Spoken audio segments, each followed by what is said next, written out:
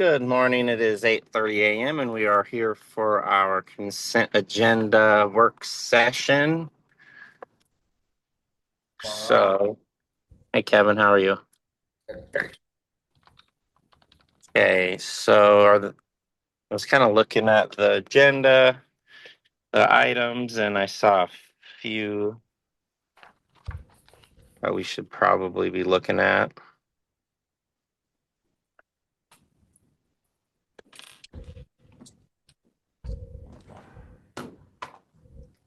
Cindy is online now. I'm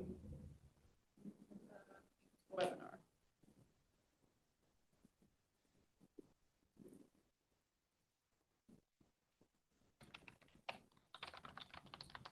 Kevin, are you there all by yourself? That's what it looks like. Caitlin's here. She's keeping me company. Oh, good. Thank you, Caitlin, for saving the day. We're going to owe Kevin here.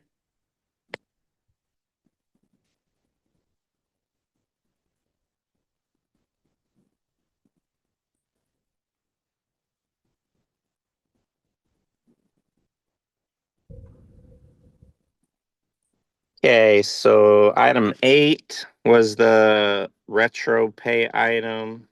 Correct.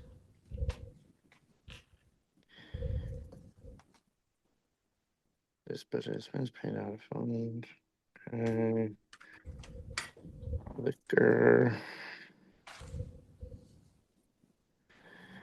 And then item 7, was that the one that we held? And did we have a different plan for that one yet? Yes, that is the item that you held. Okay, I do have an applicant, but I have not heard anything from the health district. I, again, can reach out to the health district. Somebody in Mattawa. They are a user of public health. I know Teresa was kind of had her different, I think, uses of public health were a little more streamlined than being open and vague. But I can shoot her a text right now and see if she's got that applicant.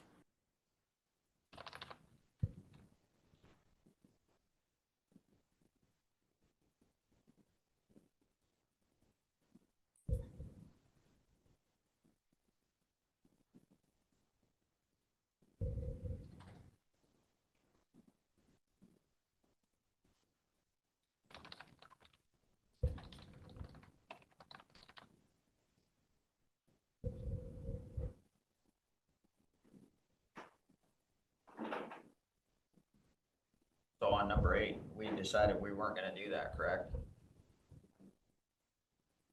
That was. Yeah, the retro, I was no. Yeah, I'm pretty sure that's what everybody said was no.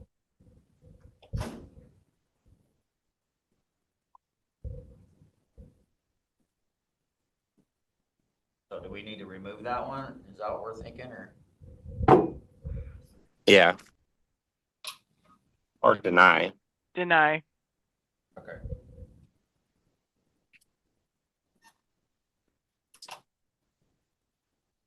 We don't do retro anytime we don't have to by contract.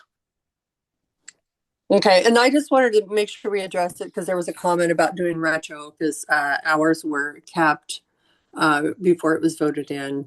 I think the board thought they had the opportunity, the power to basically vote it in, and then we needed to verify it. So I just wanted to make it, just discuss it. So I want it on the agenda, and Caitlin, we just put it on the consent agenda, but thank you, Caitlin, for putting that on so we could discuss it.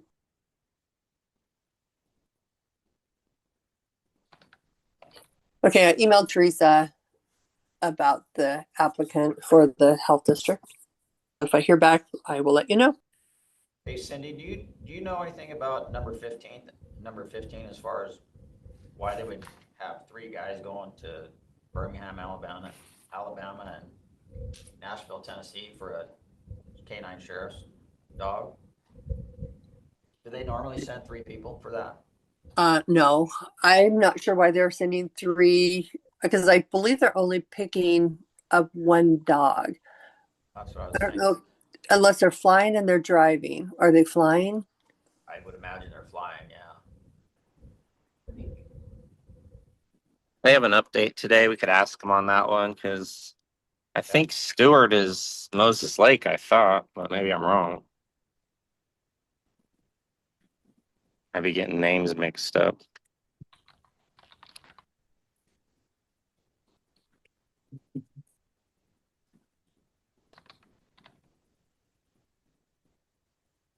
I'd just like to have clarification on why there's 3 of them going. Yeah, I'm not sure.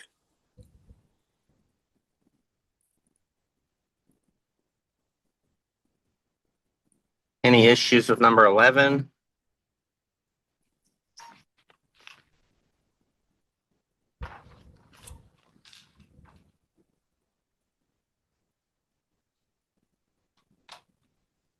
I don't see any problem with it. I think it's the same, well, I know it's the same company that did Maple. April. Yeah. I think they did a good job. I think we need somebody to get out there and do something about West Shore Drive. So obviously what we're doing isn't working.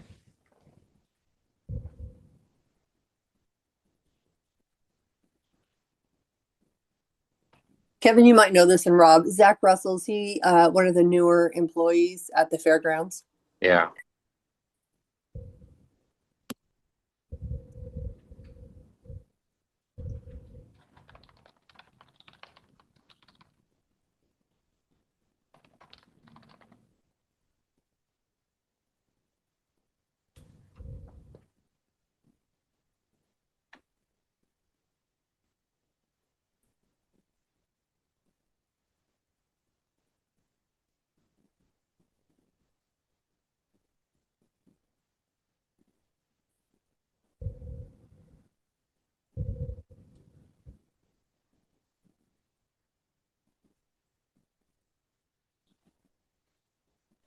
And then Caitlin, since you kind of look at the budget, item number 5, the Grant County Health District, I know they were requesting more TIB funding, but I don't know that we gave it to them. I just want to make sure that 85,000, almost 86,000 is truly half of it, and it's the budget that the commissioners adopted and not the one that they requested. I believe it is the budget that the commissioners adopted. Let me pull up the actual line here. Yeah, so there's 89,000 left in that fund. So we'd be using most of it. We've currently spent 85,955. So it's the same, we paid the same amount in a previous invoice this year. Okay, I just wanted to make sure that the requested and the budgeted amount, because they were different, that we were paying the budgeted amount.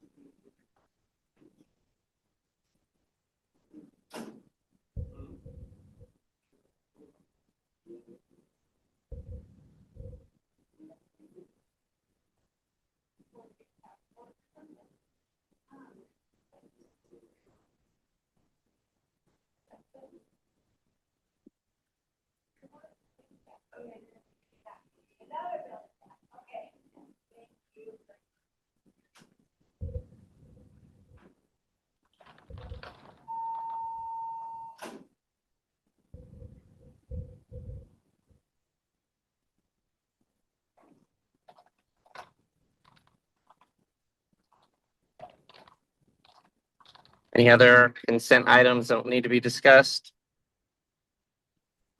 If I can ask really quick, for what I need to do in the future here. So for the Board of Equalization, the board approved the 1 hour of review time at home. Is it okay if they just email that to me and I gather those emails and then they get paid for that? Is that what the board determined you want moving forward?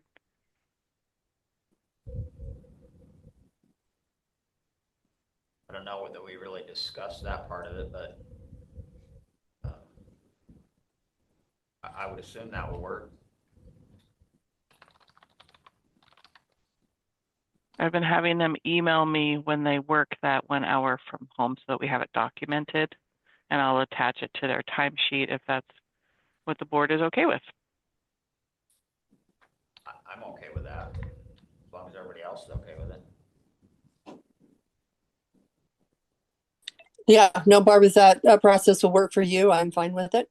Yeah, that's been working so far. Good. Good. Yeah. Rob? Yeah, I'm fine with it. Okay, I will have them email it to me. Thank you. I did have a couple of just work session items, if that's okay. No.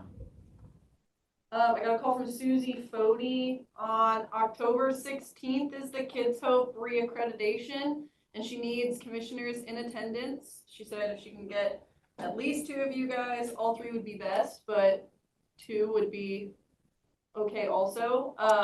The time that she currently has is from 3 to 3:30 at the Kids Hope Center in Moses Lake.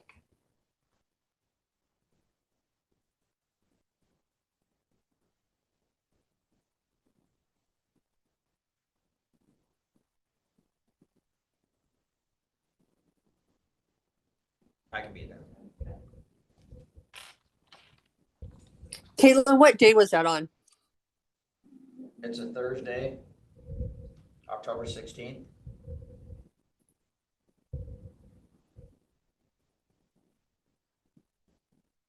It should be good.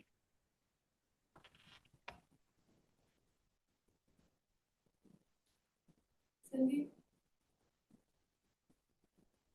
I'm just looking at my calendars here to make sure.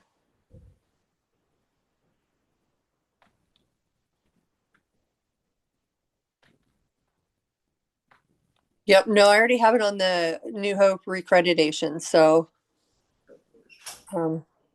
that should work. I will get the exact time put on the calendar for you guys, and I'll reach out to Susie and let her know that you guys are all planning to be there. Okay.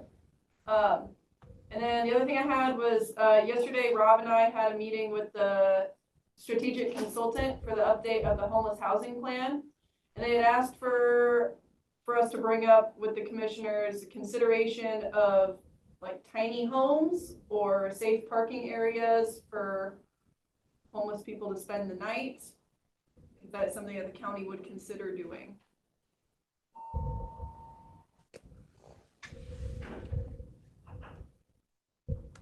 Where would we put these? It's a great question.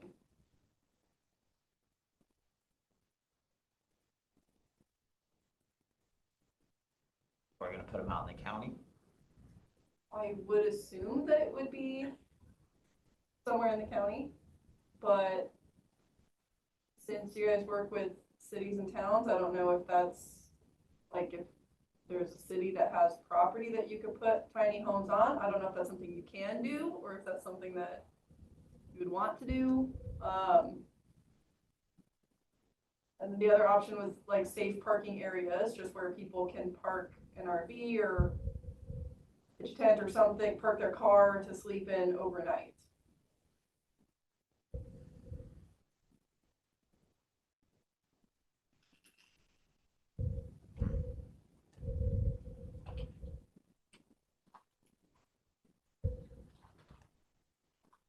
I think that's gonna require a lot more discussion.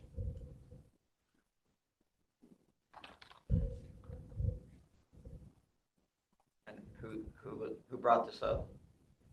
So the consultant did, but it's also trying to help the county meet Department of Commerce guidelines for the homeless housing plan update. And since the sleep center in Moses Lake is closed now, the county needs to look at ways to fill that gap. One of the ways that you could do that is with these two options. There are other ways. It's just a lot more information that you would need to gather, which the consultant is working on gathering that information. She had just asked for us to bring it up to the commissioners for discussion.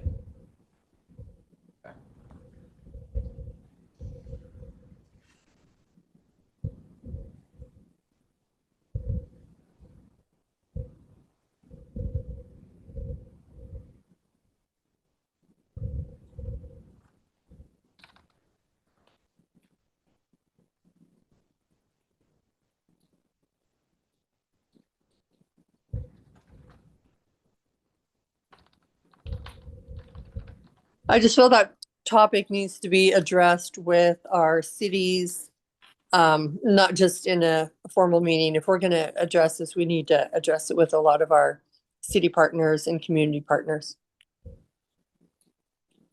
Yeah, don't we have a meeting with the city here at some point, sometime here soon? Of Moses Lake? Maybe that might be a topic of conversation. October 15th is that date. Thank you, Barb.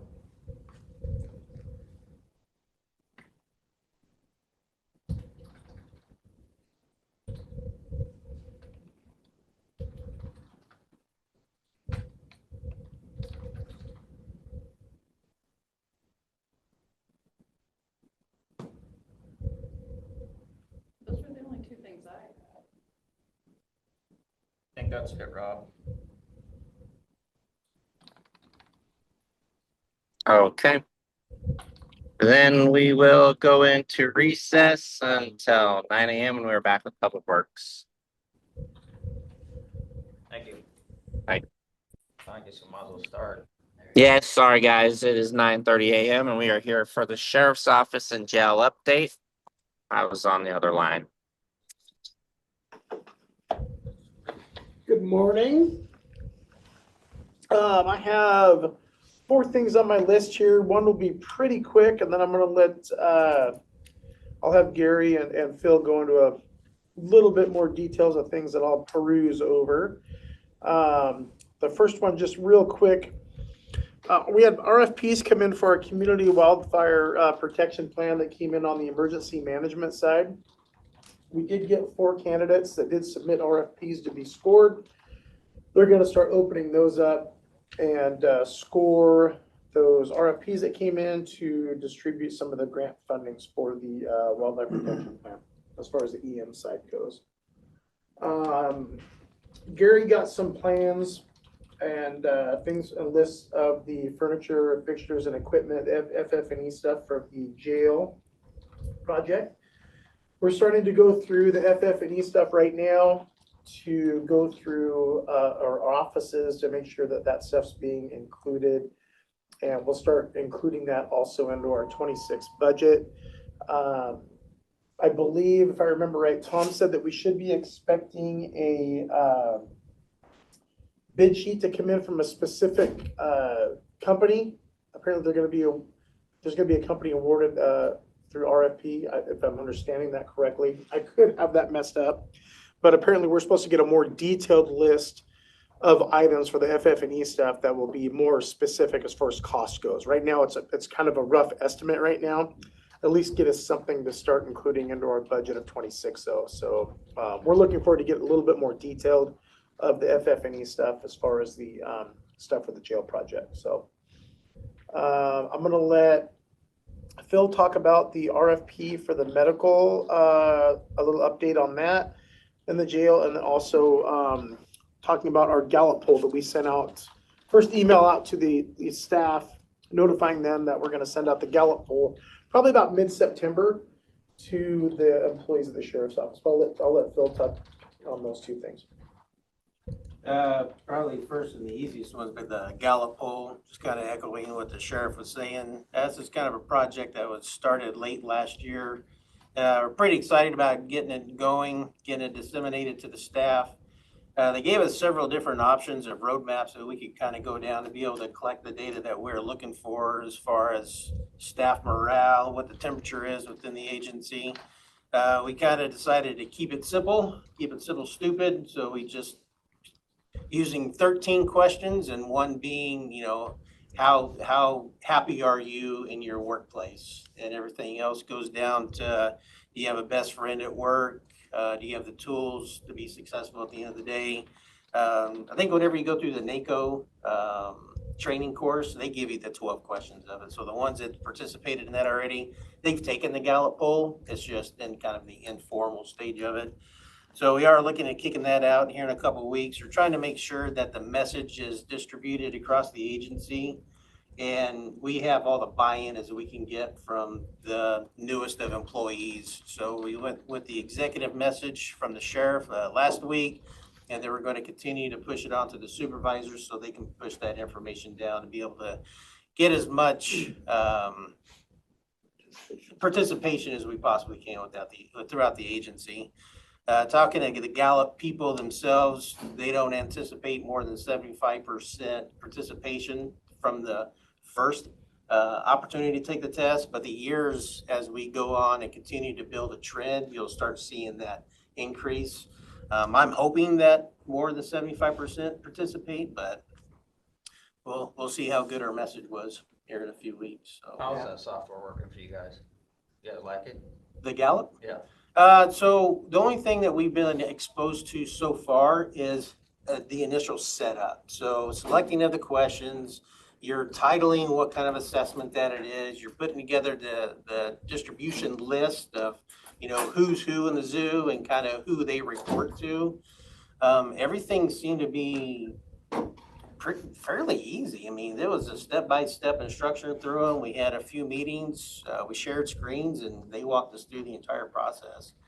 And we put in 140 employees, and Mr. Excel here kind of, he did a dynamite job of getting everybody's email address. And you can get down as far in the weeds as you want to on this, as far as how many different options you have to be able to separate the data. Years of service, male, female, what division you're in. I mean, you could really get down in the weeds of some things. What your generational gap is. Are you a Gen X? Are you a millennial? So you can sit there and just keep on peeling the onion layers back as far as you want. But the more layers, that's more data that you're going to have to put into your spreadsheet. Right. But I'll rent Gary out sometime if you need to. And for those that were present when the PUD kind of came in and talked to us about, they've been on Gallup now for I think five years, about right? Yep. And they said that they started to finally get a very true representation of how things really are after about that 4 to 5 year mark. So we're expecting maybe it's me. I'm not expecting to get glorious news on the first poll. I mean, I'm not. I think realistically, I think that it'll probably be a lot of improvement to be sent over to the agency for us to build upon, which is great. I'm fine with that.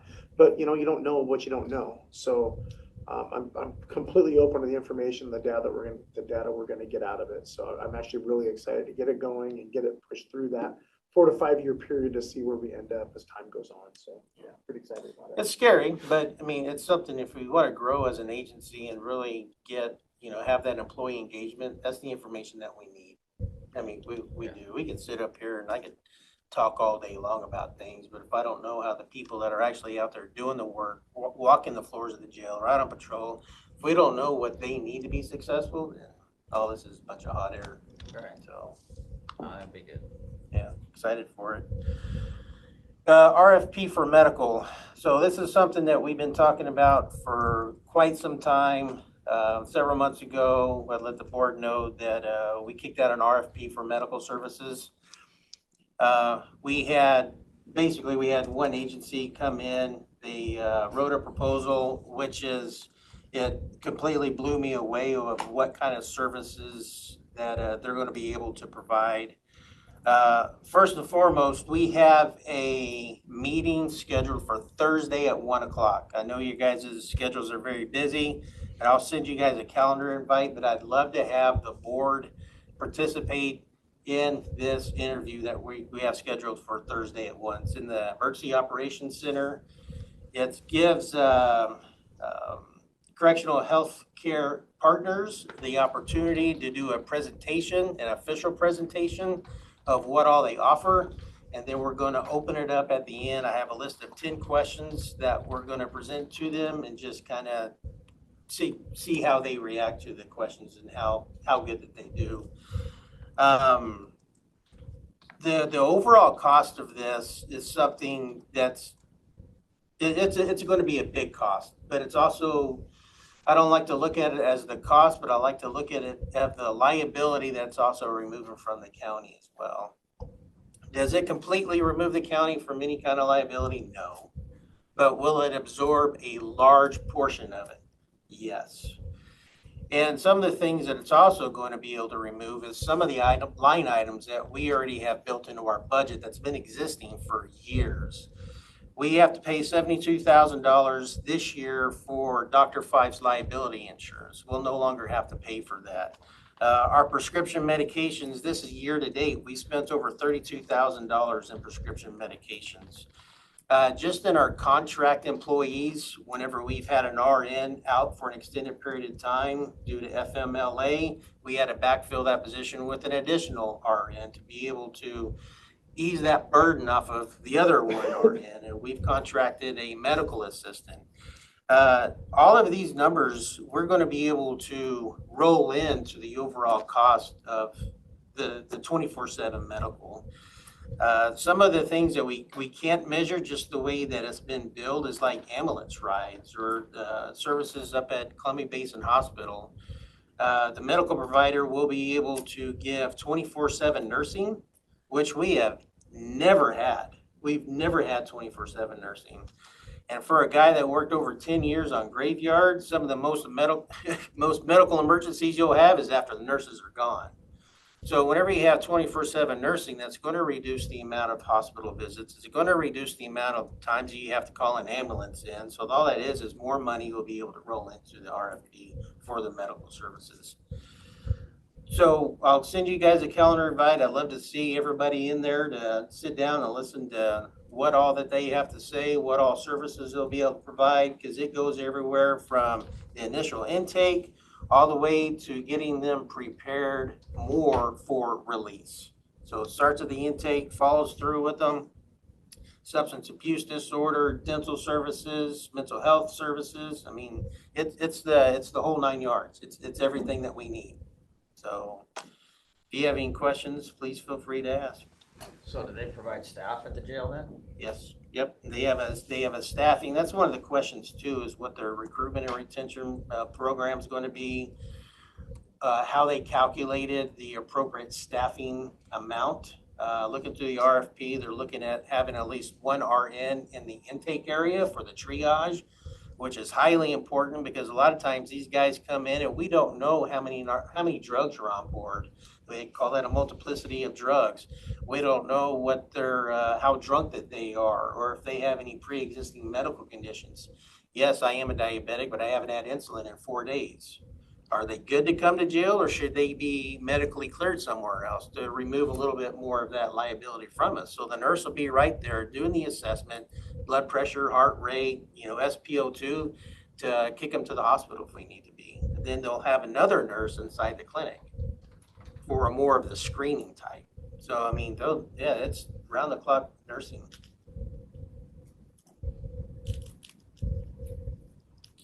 Yeah, for being with the highest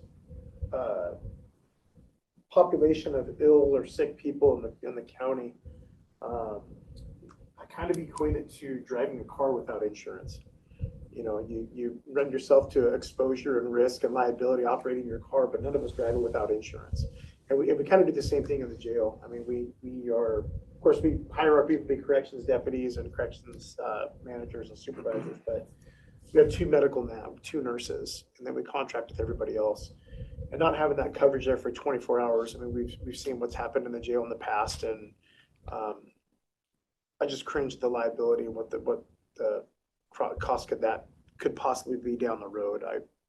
As I knock on the beautiful wood table here, I hope that doesn't happen, but it's a very nice insurance policy having somebody else taking that medical coverage and that care away from us to where they carry the liability on it. Because there is just a huge exposure to liability in the medical side of things with the jails. So we went through the process and you know, I think that we have a very, very good company that has presented a very good product. I think that their product probably has the best of Grant County in mind.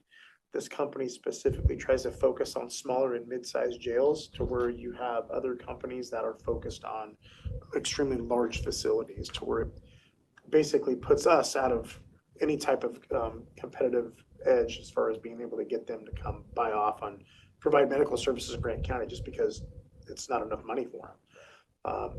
So I think this company is kind of right where we need to be as far as services go within the facility. So yeah, if somebody can try to be there the 28th for their presentation, that would be fantastic. Yeah.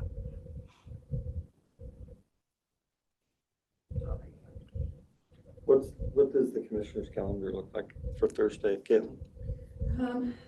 Cindy, it will not be in. Rob has a task force meeting at 2, but I'm not sure what the rest of his day looks like. Kevin, you have the Freight Forward Council of Governments, but you are also out that day too, aren't you, on Thursday? I'm just having the procedure done at the doctor's office at 8 o'clock, depending on how that goes. How I feel. Yeah. You see Barb and I on the invite. We'll put it on the calendar for them to Okay. consider. Perfect. Yeah, if it's not as bad as I say it is, I'll be over. Just because I want to be a part of it. Well, come in all loopy, that'd be kind of. But I don't think it's gonna be that way. It's just I'm getting 2 shots in both my shoulders, so I don't know how that's gonna work out, but I'm gonna find It's a lot. I can tell you, it's a lot of fun. I've had several, and boy, you're gonna Well, love this it. is a little different because they're taking blood out and then they're gonna spin it and then they're putting platelets back in both of my arms. Gotcha. He said it's painful. Oh, All right. that's never encouraging. Usually it's like, that's not gonna hurt. Ow! It's just like a little pinch. Yeah, thank you. Yeah, as far as everything else, I don't have any other things on my list for updates. Which, gosh, I do pretty good at that. So, like I said, I always try to give the last 15 minutes for anything the board may have for me, any updates or questions they have for me. I do have a question about the guys you're sending to Birmingham and Tennessee. Mhm. There's 3 guys going. Mhm. What's the For the procedure? dog. That was the other thing I was going to update them on. That was it. The dog. That was it. Thank you. I'm glad you asked that. Anyway, continue with your question. I think I'll be able to give you both at one time. So. Okay, I'll wait for your update then. Okay, no, perfect. So we had a medical issue that came up with our dog, Uno. Uno has cartilage in his neck that is growing and starting to partially block his airway. And he's one of our newest of the 2 dogs, of course. So of that, after he's been consulted seen the vet, been consulted, the vet has told us that we need to remove him from the road ASAP, like right now. Our plan initially was going to have Uno transition over to one of our other deputies that we selected to be a handler. He was going to go through the course with Uno, the training course to get certified in that way. But with Uno now going to be retired earlier than we expected, we are looking to purchase another dog. That's the reason going down to Alabama to the kennel down there with a handler, previous handler, and an instructor, which we did the same thing when we got the other 2 dogs as well, to try to find the match and the blend of the dog and the handler, and to make sure that the dog will work with the handler at the time with the breeder, or the kennel. Total unexpected thing with Uno. got to actually see the video that the vet did, and you can actually see where the airway is supposed to be perfectly round, but the cartilage, you can see it's starting to grow in, almost over, I guess, overlapping itself is what it kind of looks like. There's been a tear, and so now it's starting to grow inside the airway and overlapping. They said that he'll probably transition to be in his normal life as a pet, probably be just fine. But any type of correction or on lead or anything, any tension around the neck is going to cause some serious, serious injuries and harm. They said the surgery could be about a $30,000 surgery. That the likelihood of him healing and coming back to work is very, very, very thin. Or we could spend less money than that on the purchase of a new dog, which we have in our foundation account anyway. So What'll happen with him? he'll be, we'll do a letter to surplus, and he'll go to the previous handler he had, if approved by the board, for the surplus of Uno to be transitioned over to Luis Jimenez, who's the handler now. Yeah. So I don't know if I answered your question or not, but That answered my question. Yeah, I'm glad you asked that. That was the last thing I was trying to think I of. was just curious how it takes, why it takes 3 guys to go, but that makes perfect Yeah, so we typically take the 3, just, it's a very expensive purchase. I was just thinking of going to Tennessee, and Yeah. you're gonna go to Tennessee, you're gonna have some fun. Yeah. I asked the same thing too, Kevin, before I was gonna approve or say yes to them spending that kind of money to go somewhere. I asked, why do we need 3 to go as well? And there was a perfectly good explanation for it, so. Yeah. That makes sense. They have an extended layover in Tennessee, like 2 days long. I wouldn't blame them. You're there. I don't think that they do, but. No, they do. I just got that shut up look from Gary, so. That was the last thing I did have to update. That was from last week. I completely forgot to bring that up. So I'm glad you had your question, Kevin. Thank you. I don't have anything else. Robert and Cindy, do you have anything? Nope, I don't have anything. Thank you for the update. Yeah, absolutely. Thank you, guys. So we will go into recess until 10 a.m. when we are back with an HR update. Perfect. All right. Right on. Commissioner Jones, can you check your team's messages, please? Good morning. It's 10 a.m. and we are here for a human resources update with Decorah and Gina. Morning. Hello. Would you like Good to morning. public comment? Good morning, Cindy.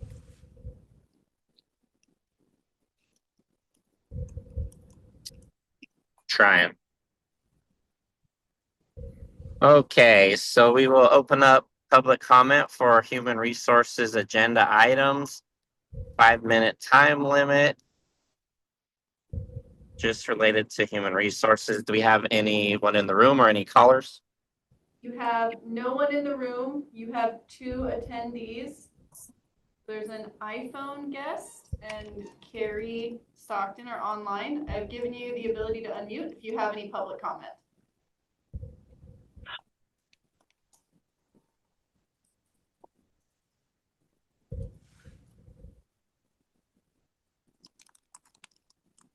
That is a no. Okay. Well then, to continue on with the agenda then. Okay, thank you. First item today, labor relations. I want to inform the board that we are scheduled to meet with Teamsters to open bargaining session for Renew on September 15th. So that season is upon us. So we will be bringing things to the board when needed. Excuse me. Item number 3, job application evaluation. I would like a 5-minute executive session.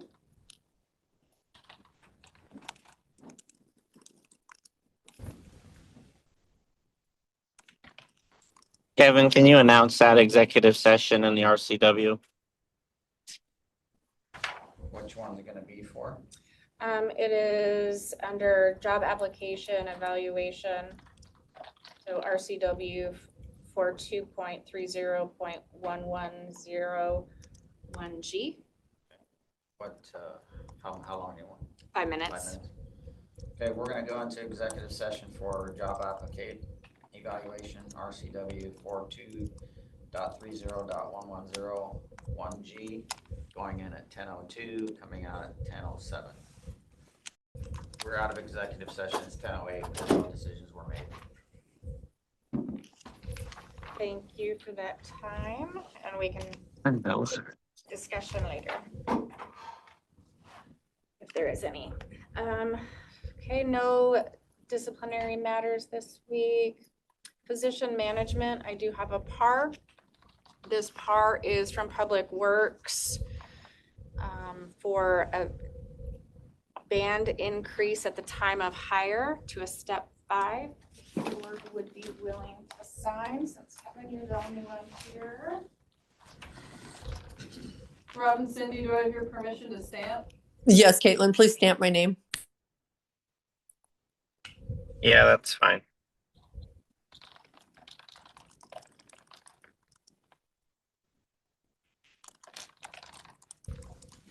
Thank you. Thank you.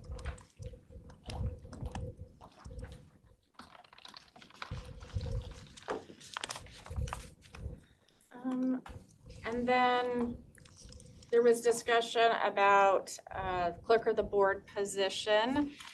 And I did do some research, and I've talked to parties involved historically. And my recommendation would be to freeze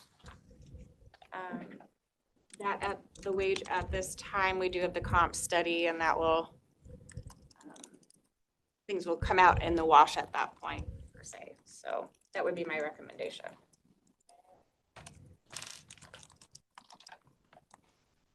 And there was another position that was kind of tied to it we referred to last week, that leadership up at Public Works, that leadership was taken away. And then they were demoted. I just want to make sure that we are treating the two individuals the same. So if we're going to do that to our clerk, then maybe we need to relook at the position in Public Works, because I think we need to treat everybody fairly. Okay, I'm at a loss because I don't know who the position is or what the position is. Do we need to go into executive session, Cindy? Possibly, yes, probably be the safest. Okay. Sorry, Caitlin. I'm at a loss. I'm not recalling, so. Oh, yes, I do recall. And I think that's A little different, I think. I think that's a different scenario, Yeah. because the position was reclassified to not supervise. Okay, Which but is what- wasn't this position isn't this position no longer supervising? Well, and that person also agreed Yeah. when that was done. They knew that was happening at that time. I mean, it's a little different. Well, why don't we? Let's go into executive session. Okay. I was gonna say, let's hold until next week when everybody can be here. Okay, that works too. We can do that. Okay, let's do that. Okay, next position, heard from Renew yesterday. They're asking for 2 positions, quality improvement coordinator and performance excellence and communication manager. Is the board prepared to make a decision on those 2 positions? So the only question I have on these Renew ones is if his funding goes away, because a lot of these are grant funded, Mhm. what's our liability? Do they just lay these people off, or how does that work? Essentially, yes. And they're Is there- aware of that, there's no issues with. I mean, it in this day and age, I mean, that is my concern, adding positions through grant funded funding, just because we don't know how the trickle down is going to be to us, but Dell sounds pretty confident that he's got the funding secure. So, but yes, if the bubble were to pop, then it would be layoff. That was my only question. Okay, And that pretty much, New Hope and Renew, they run off funding, basically a little bit of property taxes or taxes that go their direction, but that's just kind of their world, so they know how it works. Okay. Okay. I'm okay with it then. I trust Dale. I believe he does a good job. okay. Cindy, Yes, I'm good with it. both positions? Yes. Rob, Yes. okay, both positions? Yep. And Kevin, you were okay with both positions? Yes, ma'am. Thank you. Last item, number 6. A couple weeks ago, brought it forward, the annual leave to 20 years. We talked about that topic. I was asked to hold and bring back when all 3 commissioners were present.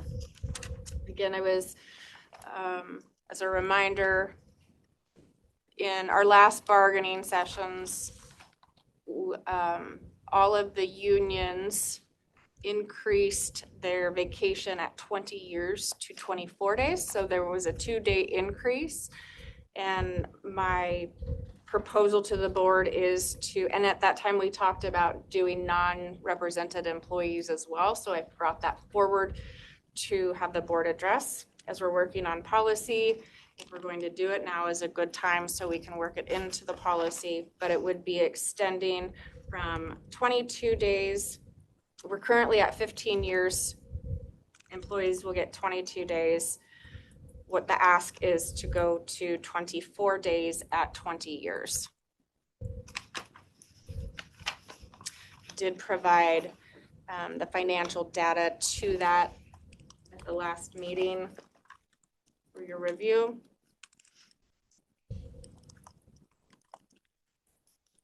Which would be countywide, every Yes. employee. Looking at the comps, we looked at the city of Ephrata, the city of Moses Lake, PUD, school district, Ephrata School District, Moses Lake School District, and Quincy School District. So we'd have kind of that broad, that was asked of the board. The board had asked that we do that.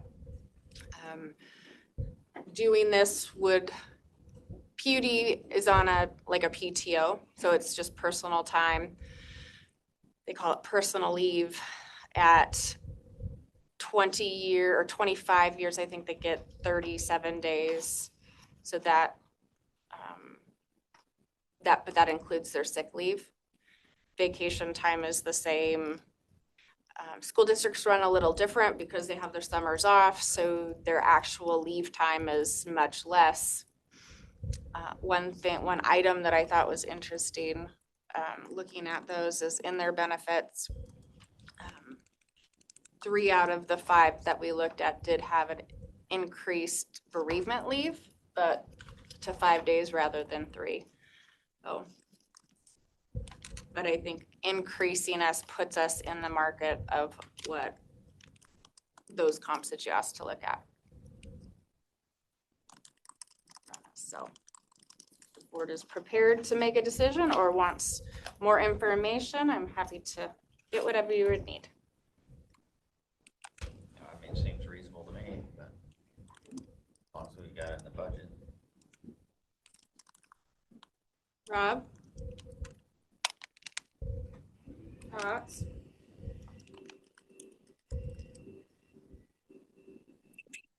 My phone's going in and out right now. Okay. I'm okay with it since I feel like we should do the same thing as the unions to the other employees that are not in the union. Okay. So I have 2 yeses and a maybe from Rob if his phone can. No, I heard Cindy, so I know what the topic is, but I am good with that. You are, okay. Are you okay with having Caitlin sign that for the both of you as well? Yes. Yeah, you can stamp my name. Thank you. We'll make that adjustment in the policy. And then the final topic today that I had for you is the 300 series of policy. I know that Kevin had responded and via email and said that he was good with the policies. Cindy, Rob, were you able to review? Yes, I am good with them. Thanks for giving me an extra week. Okay. I appreciate you guys' work on that too. Oh, you're welcome. You're welcome.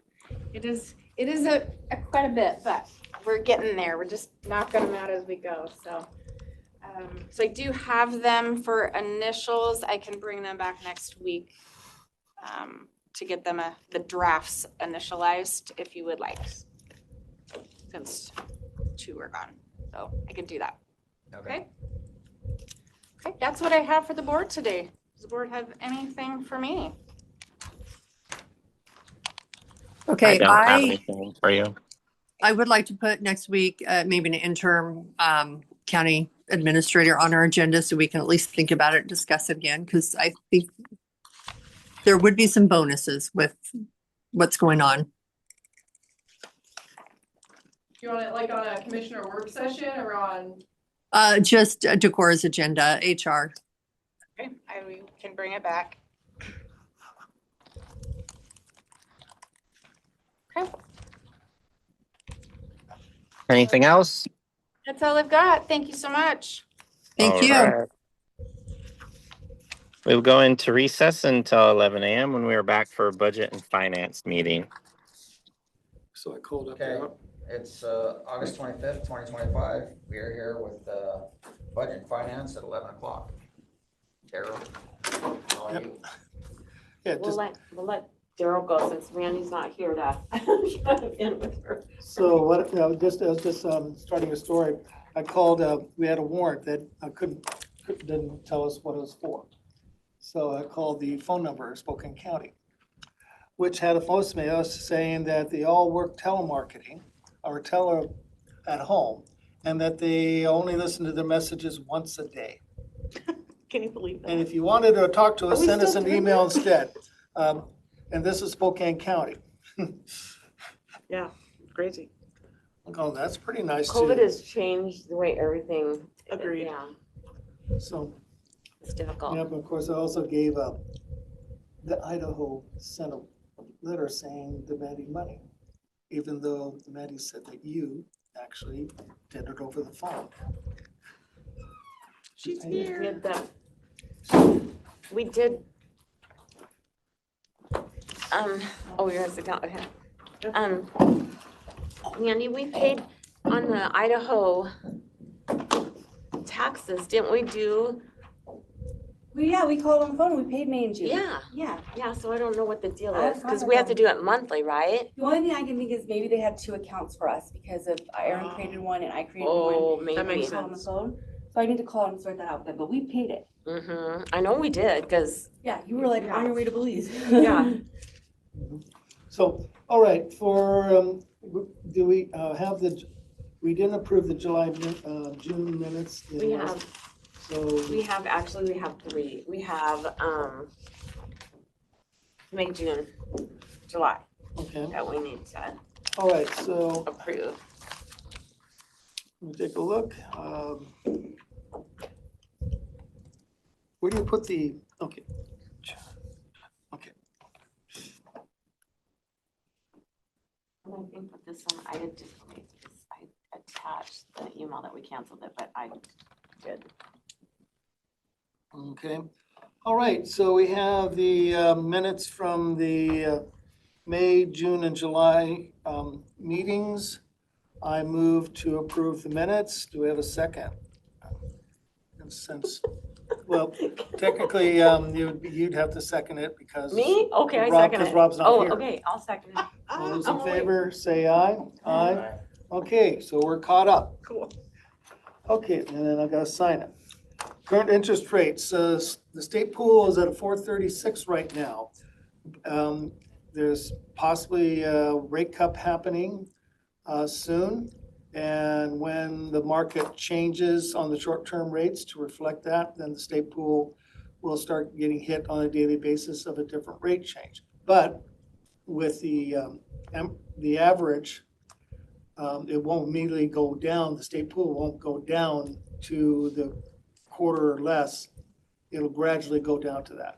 So we still get pretty good yield out of that. So we're also expecting to still have 160 million in the state pool at the end of this month. And actually, I forgot to change the word June to July. The rate for July was a net of 2.67. So we've had, with the interest rates expected to go down, we've had rates go down. And we had a maturity of a lousy rate item. So that was good for the pool yield. And we had 5 calls of items this month that of rates that we wanted to have in the pool. So what we have is there was 2 purchases done for this month for 457 and 445 done. And then we have, I'm showing 2 purchases that we've already done for next month settlements for 450 and 447. So if the state pool goes down to say a 415, then those yields are a pretty good spread until the next call date comes up. So just showing that we keep looking, but right now we're being forced to buy things longer and longer to try to keep a yield that's significantly above the state pool. So that's in regards to purchases. In regards to revenues, the sales tax came in and was still doing very well. We're over 11.5% ahead of last year's, and we're on over budget right now. And this is normally the time where we're not over budget because we have a cycle where the second half of the year is a higher amount of revenue coming in versus the first half of the year. So far things are looking good. We're $1 million more than last year. The 1/10 and the public safety and the distress and communications are over now, have gone into the positive. And those are the countywide rates. Where the cities of what's happening is indicated for cities of how things are going for gross sales in cities. So we're now at a 2.5% positive over last year, where last month we were at a practically 0%. So we had a good month for activity in June. So our hotel motel also is now ahead of the revenues for last year. But those are more of a cycle the second half of the year to try to meet budget. So we'll see what happens. We don't have the information yet for July revenues to present to you. And so right now, those are so things are looking for major revenues. But yeah, we are still projecting with all the refunds, probably at least $2.5 to $3 million short on the property tax revenue versus budget. So, and right now, we'll see about interest and penalties, investment interest when we get those numbers. Our admissions tax, of course, also is most likely going to be down 200 to 300,000 at least. But we're still getting good hotel motel tax revenue from that. And of course our Fed pelt came in and was above what budget. So that's, we don't have those to reflect in the numbers yet. So I was wanting to have this meeting to have Carrie talk about the financial package update. She's been the project manager for that and been doing all the things, working with Will to work on getting things balanced and addressing all the issues and making comparisons to their reports to our STAR report. We've made some major headway in this last month, so I'll let you talk. Go ahead.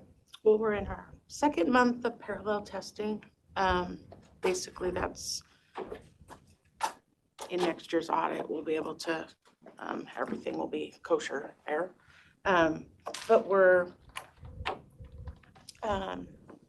I was able to start with good beginning balances and end with, in all categories. So that's a plus. Right now, we're working on chart of accounts with accounting, and by the way, I gotta talk to you about that. Oh. And everything's running smooth. Not that it wouldn't, but, you know, I think just getting in cahoots with Tyler Munis and Clemmer is a big thing, but I think we have a good team, so, yeah. Yeah, the one thing that's not, the part of the reporting system is the property tax receivables. Right. That will always not fit in this system unless you had a Tyler property tax package, which no counties has so far. So that has been up. So, they have a package, but just, no treasurer was ever interested in it. So we'd have to do a separate, because one of the benefits of this package is that when we get everything, when we're fully running, all reports will be emailed immediately to the key people of each taxing district and county and departments. So that we'll have all those things in their hands much quicker and not through the mail, and the addresses that we keep having problems with some districts who keep changing. Which will cut down on costs too. Yes. So, you know, and hopefully that will meet, for some districts, they have a very tight deadline of having their board meetings early in the month. And so hopefully that will be able to get reports to them right before their board meetings. Some of them are so early in the month that I wish they would just delay it 1 week. If they want information, they're just making it tough to be able to get things to them. I know, they always track have, things though. on their own. I mean, they can, What's yeah. that? Yeah. So, yes. Just so- want everything to back it up. So that's, we're getting a lot of good things, the pay, positive pay. I have that. Our account is closing on September 2nd would be the, yeah. Yeah, did the US Bank respond back to you? Yep. Okay, good. Yes, we want this account closed, and when we say closed, it means closed. Because we had an old account, even prior to our one that's closing, that we closed over a decade ago, or much, and a warrant came in using those numbers, and US Bank decided to still pay it.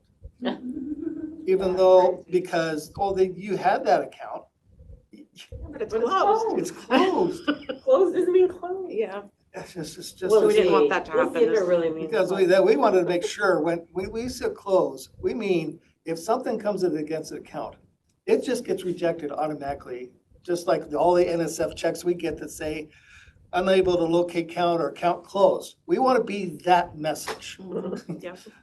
We don't want it to even have to deal with it and reject it in our office at all. We want it just doesn't even go that far. And so, how's the districts doing on the inputting? Work three. Oh, they're doing great, I think. I mean, there's always going to be little things, but. We did have, it was like 2-3 weeks ago, we had a meeting with the ESD. Yeah, what? We haven't heard back from them. They wanted us charges because they were changing their software.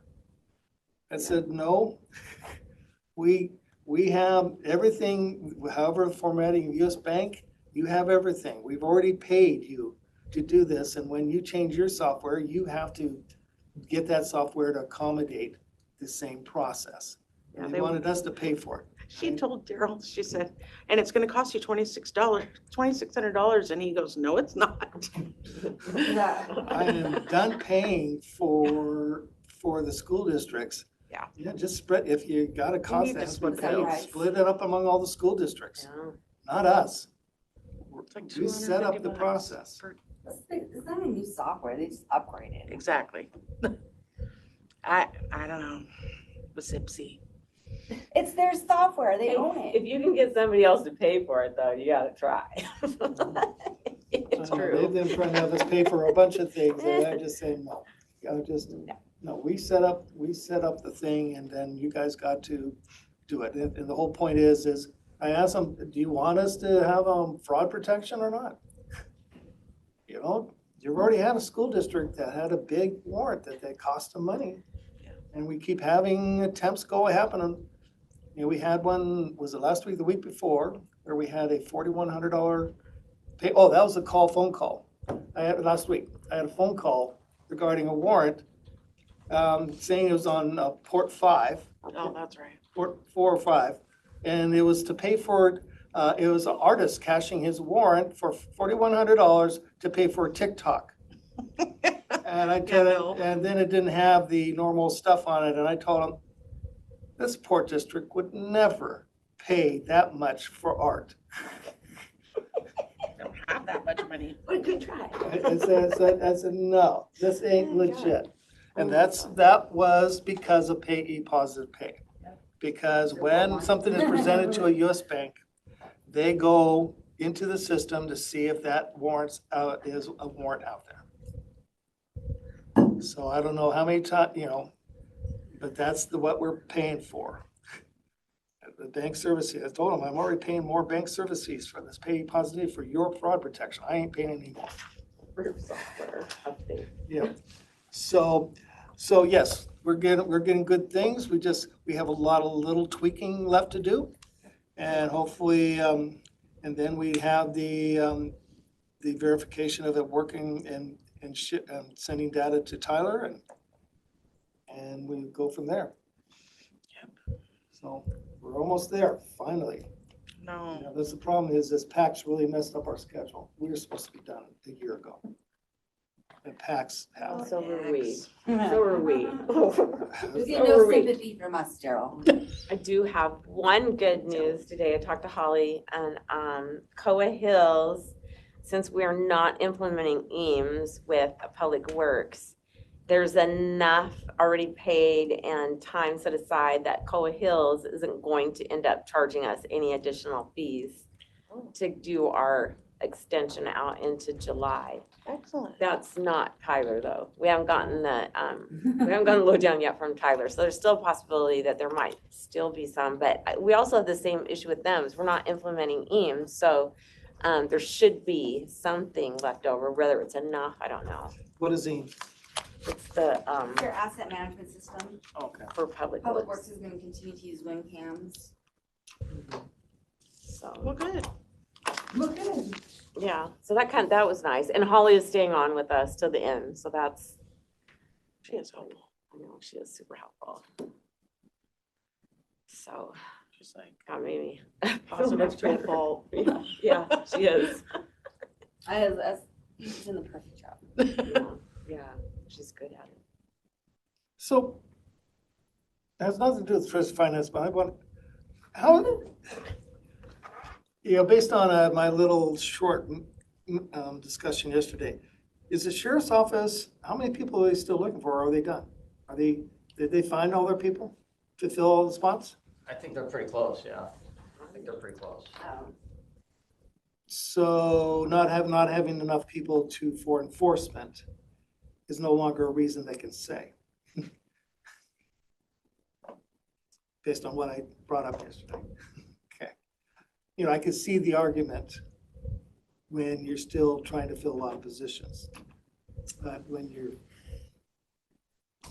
all right, that's, I just wanted to, we're talking about events in the county and how we don't have a coordinated effort to make sure, and I don't know if Blair has been part of the conversation yet of what happens when we don't have a coordination, something happens. Yeah, I believe he's been part of the conversation. Okay. He's aware of what, Okay. what's going on. Of the potential exposures. Yeah. Yep. So, okay, all right. That's not part of the finance agenda. Okay, is there any questions from the board or from the committee? We're into a strange time period regarding investment rates. Is your rate higher than the pools, the states? No, Oh, Daryl. no, because we were higher than the state pool 4 years ago. But when you buy things at low rates, and they don't get called, then eventually in an inverted interest rate cycle, then the pool will be ahead during the inverted time periods. When we're out of the inverted cycle where we have a normal treasury rate that goes just short to high and up, then their county pool will outperform the state pool like we do all these past years in a normal rate cycle. Plus, we have a lot of junk of those old years that are maturing this year and early next year. Hallelujah. And so, and that's gonna be great to get those substituted for something much higher. I don't see anything beyond 2030. No, I'm talking about the top, zeros, the top, all those things on the top, 0.5. all these things under 1%. Oh, It's not favorable. what happened, Daryl? What'd you do there? Those were what the rates were at that time. And the state pool is barely 0.1%. Yeah, yeah, 1% is what I remember. So yes, this is the next year, and this year is the years finally cleaning ourselves out of all those older investments. And a lot of other treasurers are looking forward as they did the same in their purchases and looking forward to having those things finally cleared out and mature to have a much better interest rate for their. It's all a cycle. I mean, it's. Oh. What are you gonna do, just dump it all in the state pool? Well, we'll see. We'll See what the rates are and see how fast the state pool drops. That'd probably be easier for your predecessor, Gerald. Looks like you'll be busy in October and November then. Yep. We have a lot of money coming out and a lot of money coming in as well. So we're gonna be busy. Are we rich, Daryl? I heard a lot of money coming in. We will hopefully, with those changes, substitutions, that will be part of the interest rate budget calculation to meet budget for our interest earnings, investment earning. Okay, I'm done. I'm done.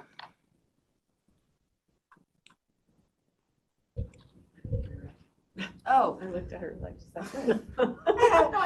I have not had the ability to run the July revenue and expense reports yet, so I don't really have anything.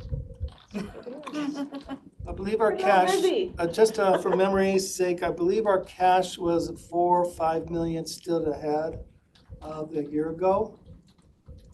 I can give you that, hold on.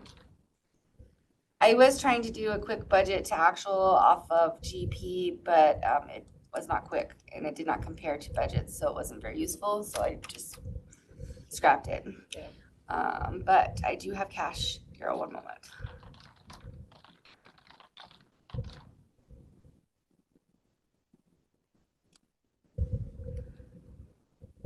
You need to talk about chart accounts. I need to talk to you too about health benefits.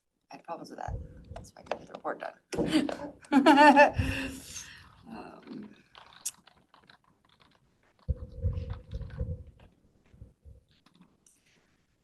So you normally, just to say a property tax cycle, I've mentioned this before, is for revenue projections. Of course, the summer is slower and the October, November is higher. I just Right noticed now, the this. problem is The October, cash she November Connie gave me was doesn't have as much 2024. outstanding receivables to What is it, collect on, 2025? to collect on, to be high. Is it like last year. 2025? So that's where we'll start That could be just, and getting that's down mine and Daryl's. to balances. Hopefully, will go down to the carryover balance from here. And of course, we're projecting to be down a certain level to be under. No, let me double check. I just copy and pasted. Maybe I grabbed. yeah, it's too early still. Did I grab 2024's cash sheet? Like everything? Daisy. And we just I haven't already had the imported cash. bandwidth to get everything done. That's just journal entry numbers. Super. moment.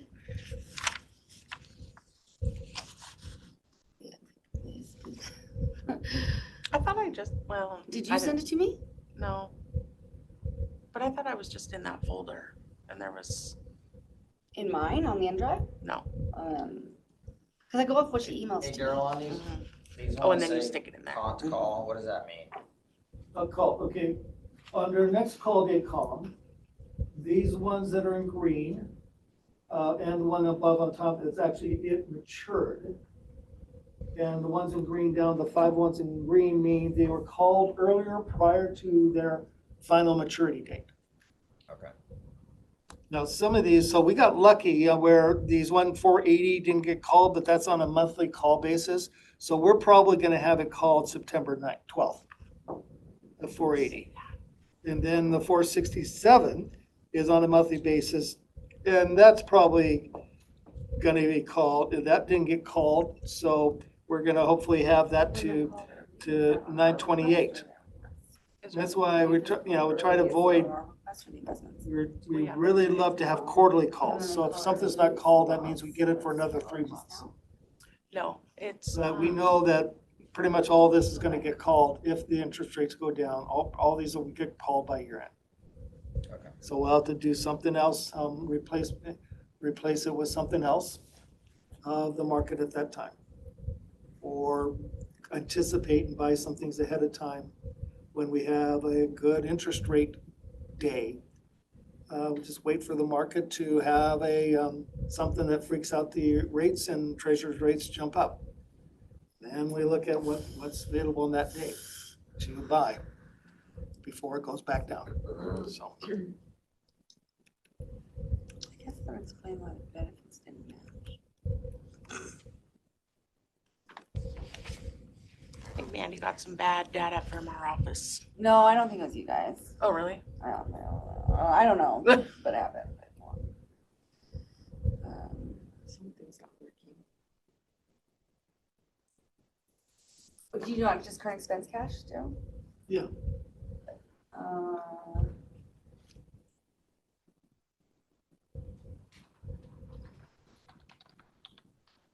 $28 million? For the end of July. Mhm. Okay, but from a year ago, I believe it was 24 million. Oh, you won't do on 24? Oh, well, look at you. I got that around. 24 and 23. I think it's 24. You anticipated it. So, yeah, every time I'm reviewing all the cash sheet stuff, I'm first looking at that comparisons of from a year ago. 22.7. Oh, Oh, so about 5 million Yeah. plus above a year ago still. it's freezing in here. It feels so nice. Okay. Well, if we don't have any other data yet, Rolling. then we can Yep. stop this early unless there's some questions for the board from Cindy or Rob. I have no questions for you, Daryl. Okay, I was like, it's been really quiet. all right, so. And I guess. Can I talk to you for 2 minutes? Yeah. Okay, so, Thank you very much. Okay, we will go into recess until 1 p.m. when we are back for General Rule okay, 29 it's discussion. Scott and Clemmer. Okay, it's August 25th at 1 o'clock, and we're here with District Court, General Rule 29 discussion. Thanks everyone for being here. We stole some the time frame from Superior Court. They gave us their extra 15 minutes for this presentation. As a little bit of a background, we had this presentation for the BOCC maybe a little over a month ago, or maybe a little less than a month ago. I don't remember exactly when it was. And Superior Court judges were here. Judge Barlow was present, Judge Clarkson, Judge Gelati. They kind of just left me in charge today. So the purpose is really just education. And I apologize to the BOCC, and I apologize to any other county elected officials, including the HR department, that this has probably never happened before. And I explained that last time we were here. So they've heard the spiel, but including the other parties and other people who are interested is important. Because I don't think that I've ever seen it's ever happened before. And we get reminded every year in our training as judges that we have to educate people about judicial independence. And so under the Constitution, we have a separation of powers, and Washington State General Rule 29 supports and demands the independence of the judiciary.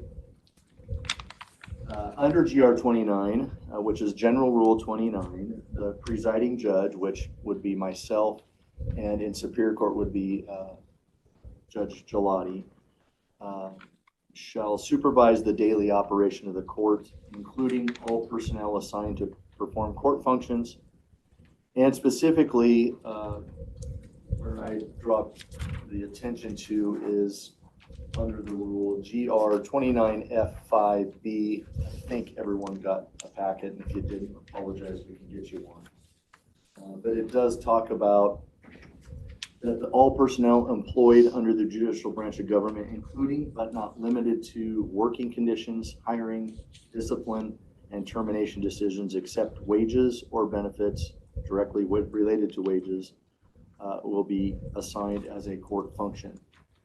And we as judges have a duty to follow this rule. We're not trying to be power trippy, it sounds like it, but it is actually preached at every training we go to. I haven't been to a single training where it has not had a section of discussion of this. And so under the Constitution and under the direction of the Supreme Court, we're to basically follow this. And over history, I don't know if it's been done too well by previous judges or specifically explained as well. So a few years ago when Judge Barlow was presiding, the CBA, there was a working agreement worked out with the HR department. There was a lot of change in the language, and Desiree was part of that. And I wasn't presiding judge at the time, so I just got to observe what had been changed and what had been added and what had included. And it changed a lot of language within that properly reflected GR 29. And at the time, Kirk was involved, and he was informed of GR 29, and the changes were all agreed as appropriate. Fast forward a little bit, we had a meeting not too long ago with the HR department, hopefully to kind of clear the air of some of the stuff, things that have happened, and we created a memo of understanding. And so one thing, I'll rewind back. The working agreement that was reached under the collective bargaining agreement included the preamble, and I've highlighted it, that it's understood that judicial and administrative duties set forth in this rule cannot be delegated to persons in either the legislative or executive branches of government. So we recognized that right out of the gate when we had that update to the collective bargaining agreement. After the meeting with Grant County Human Resources, we actually came to a memorandum of understanding, and that was created. And so some of the things that it's important about educating and is for us to be reminded that these lines can be blurred regularly. And they're blurred to positive and they're blurred to negative connotations in different ways. So we have had a few instances where the HR department has kind of exercised its own jurisdiction or discretion, which is in direct violation of GR 29. We discussed it at our meeting, one of which was there was an exit interview that was done with an employee who resigned without notice. And we weren't given any notice of that exit interview being done. That is an example of a direct violation of GR 29.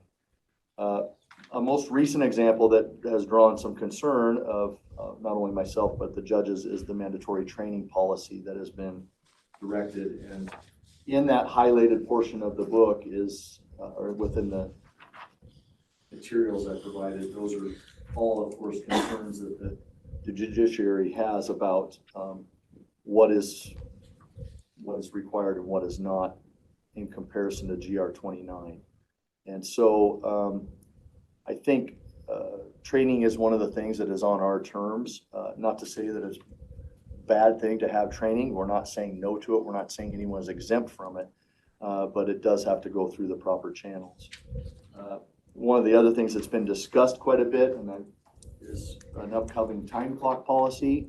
I think that is another issue that potentially can blend into GR 29 and interference with judicial independence. In a recent training, you can see there we are given a bench card that talks about the powers that we have and the powers that we need to adhere to. One of the things that I really like is as you go through these materials, they talk about how important it is to build relationships and come to a common understanding with everybody and educate everybody, kind of just so everyone's on the same page. Because if we're not on the same page, even though we're different, it does make it a lot more difficult. And that is something that I don't think we've ever done. And I'm not saying, I've only been presiding judge for less than a year, so I'm learning as I go. I don't think it's been done in the past effectively. And so a lot of that stuff talks about what our duties are that we've got through training. And it's about building relationships, and that's what we really want to do. What we get at the training also is what happens when judicial independence is not followed or recognized. And there is an old Grant County case involving, old Adams County case from 1998 that discusses judicial independence. It involved Judge Hilley. I went to law school with Judge Hilley, so I'm very aware of who Judge Hilley is. And it talked about basically that the Board of County Commissioners had no authority to interfere with an elected official's hiring decision. That relates to a Grant County case. So the Adams County case basically highlighted a Grant County case where that came through, and I've highlighted it. You can read it. Some of you will know the person that was involved with it. So, and so fast forward 1998 to 2021, there's a big case in Bellingham Municipal Court where the other branches of government interfered. It led into a huge lawsuit. It settled, but it was for a ton of money, attorney's fees out the nose. But you can see kind of what the emphasis was when the case settled was, basically recognize everyone's roles and responsibilities, give them that latitude, but also at the same time educate, work together, and kind of come to an agreement. At our training, there was 7 cases that were highlighted in the last 10 years involving litigation or near litigation in dealing with overreaching from other branches onto the judiciary. And so it can be serious. We didn't include the Human Resources Department when we had this initial meeting because we felt that it was important that the BOCC be educated and wanted their thoughts of should we include and who should we include. And so our hope was to include you in this same presentation, and it's really not much different than what I think, Kevin, you heard before. I want to be clear that moving forward, I just want to continue to educate and you can help educate us. I'm looking for a cooperative here, but also a common understanding, realizing that we're not trying to flex our muscle, we're just trying to follow the rules. And I know that I got a very nice email from Deborah that was outlining some of the things that she has concerns with. And so what we have planned is to create a meeting amongst the judges where we feel, and administration, where we feel what we can talk about what we need for our group.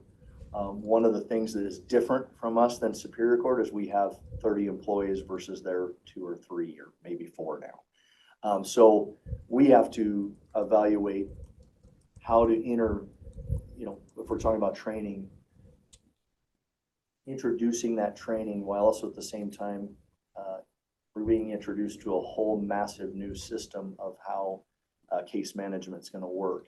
And we're not being told it's happening. So it's going to be coming in early May. So we're pre-training for that and then just trying to figure out a best way for all that to work. I want to stress too that we're not balking at any sort of training of any type. We just needed to know the parameters and what, where we're at, what fits our organization the best, and try to come to that common understanding before we just jumped right into it. I will say, I know there was kind of said that Judge Gwynn said all this is on hold, no one's doing anything. That's not what I said, ever. I said essentially that we're on hold until I can get this information out and then determine where would we go from there. And that just requires a cooperating and continued meeting and things of that nature. So that's what my hope is. I know I've written down 30 questions for the Human Resource Department regarding the training. That's just on the training. I'm sure you have plenty of questions for us. And I'm not sure, we're still debating what would be best to do is meet with you guys collectively first and then come to a common understanding, or have the judges decide where we kind of want to be and then come to a common understanding. I'm kind of just speaking about the training right now because that's the hotbed topic, I guess, more than anything, but I think other things will pop up as well. I don't have much else. You guys can review this at your leisure. You can review some of the cases.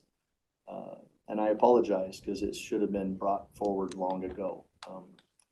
Literally, I have 4 months left of being presiding judge. I've only been in it 8 months.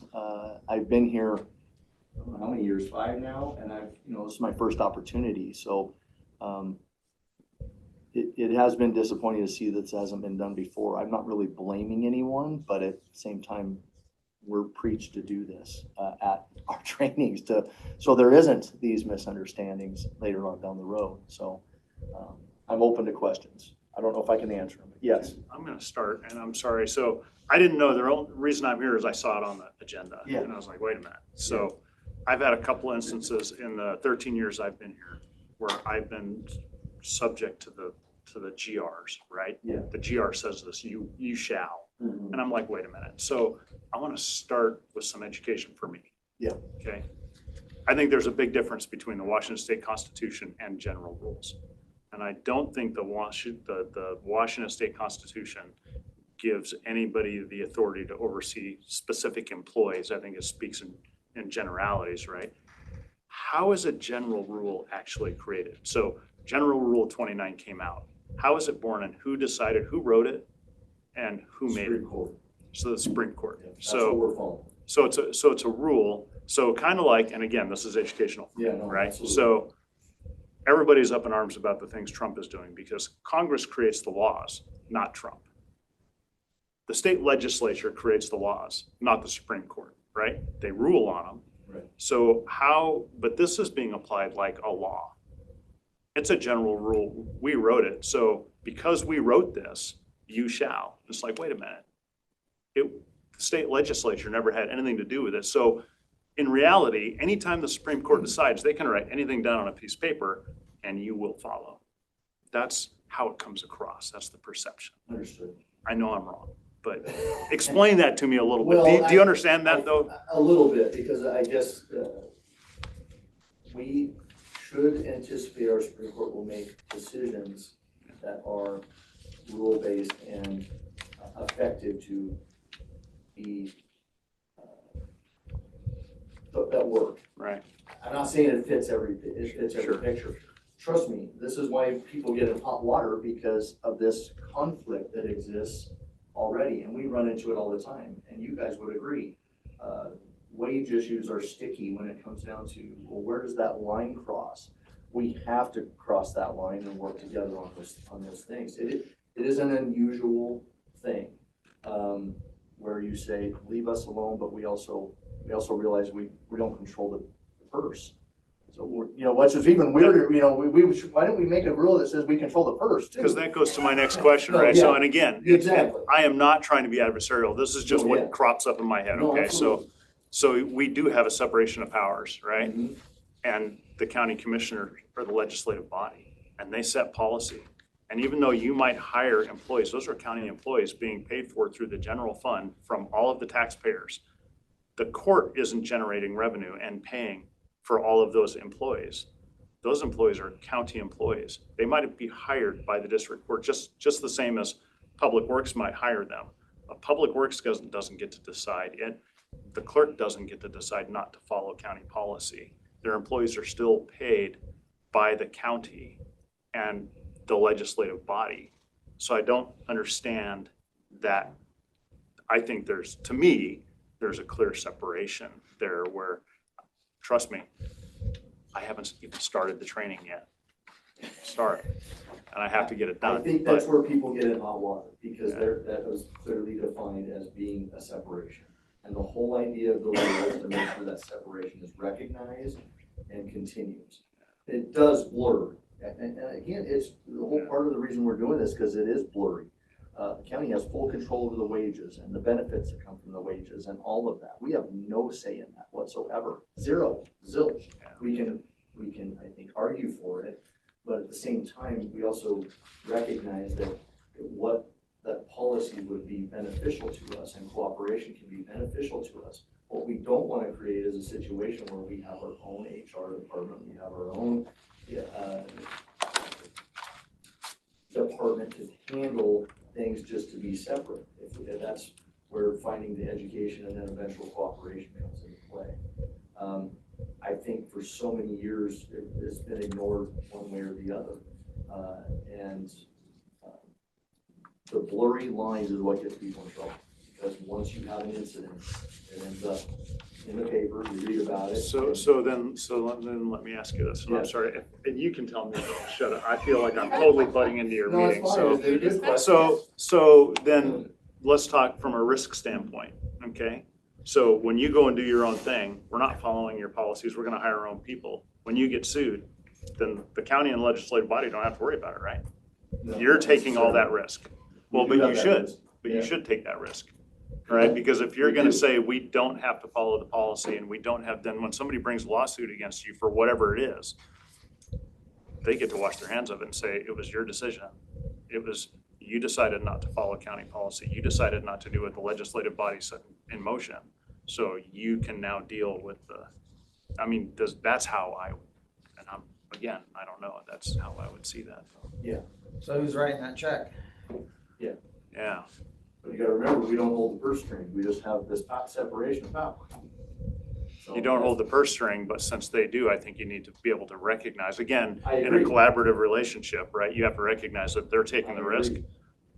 Then And I think one of the things is to also evaluate is, I think there's been a lot of agencies that, in my opinion, have felt very similar because they have different circumstances. And so I feel like we have different circumstances in some instances. In some instances, we don't. But I also feel that there hasn't ever been a recognition of that. If there has been, I've never really seen it. Maybe you have, maybe I haven't, but again, I have, as part of my job, I gotta make sure we maintain that. Because otherwise I'm not doing my job. And I think the idea is to make sure that we're, I don't think we're gonna make any decisions that are going to be negatively impact the county in any way, shape, or form. If we did, we would certainly probably not be elected officials anymore. So I think there's that accountability with that alone, and hopefully that trust there. And again, I'm not saying this shouldn't be done, but this should be done.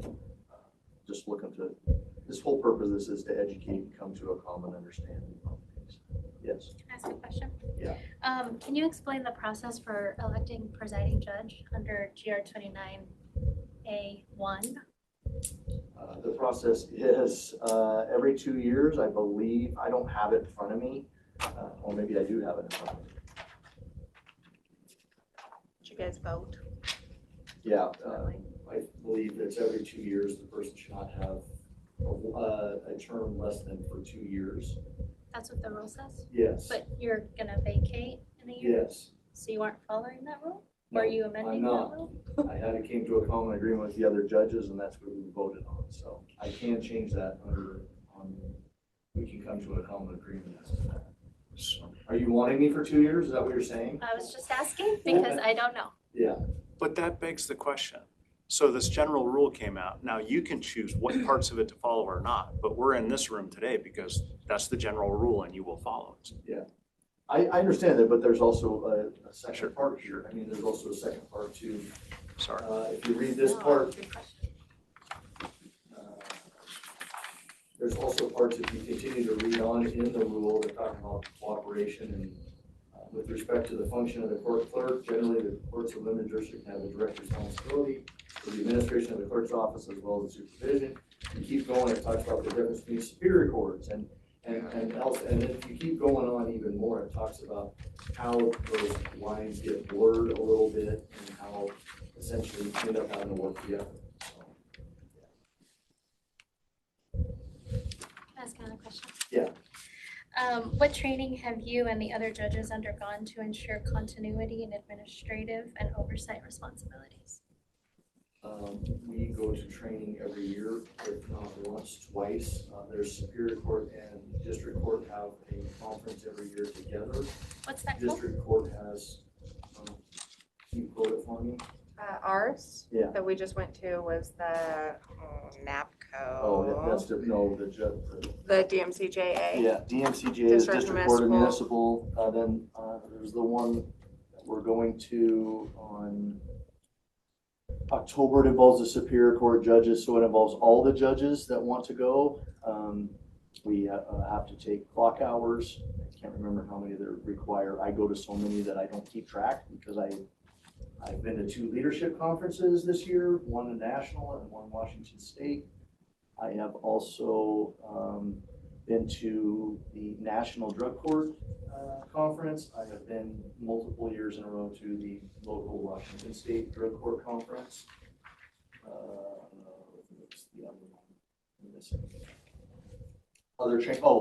We have a monthly meeting amongst all the district court judges. One of the things we're trying to remedy is also have a meeting with all the judges in Superior Court. We don't have much communication between the parties, which is unfortunate. I'd like to change that. But that's been the history in the past of what has been. I hope that answered your question. Let's see, how is the performance of court staff, the clerks, the administrators evaluated? And how involved are you as presiding judge in setting and reviewing those evaluation standards? If you want to know a percentage, I can't give you that. If there is employment reviews that are need to be done, we had one today for about 2.5 hours, so I don't know. We have them routinely. They're not necessarily set in stone, but usually we have employees who are having difficulties or issues that we sit down and discuss at length. And you're involved in those discussions? What's that? And you're Yes. involved in those Yeah. discussions? Yes. It's hard to get 3 judges in the same room, so not all the judges are involved. We have a common collective amongst district court judges that if it's a big issue to discuss, that we include all of us, even though there's a presiding judge, so I wouldn't leave other judges out of any big decision. That being said, it's my call at the end of the day, currently. So. And I have just one more. Yeah. Can you describe how complaints or concerns about court staff are handled? And what is your role in addressing or resolving these concerns as presiding judge? They're usually brought to me by administration. Administration usually handles most of those. If there's something that needs to be handled with myself, then I just become involved in it, either through meeting and discussing it and addressing it at that time. I haven't really experienced that individually with somebody, because so mainly administration handles that I've seen.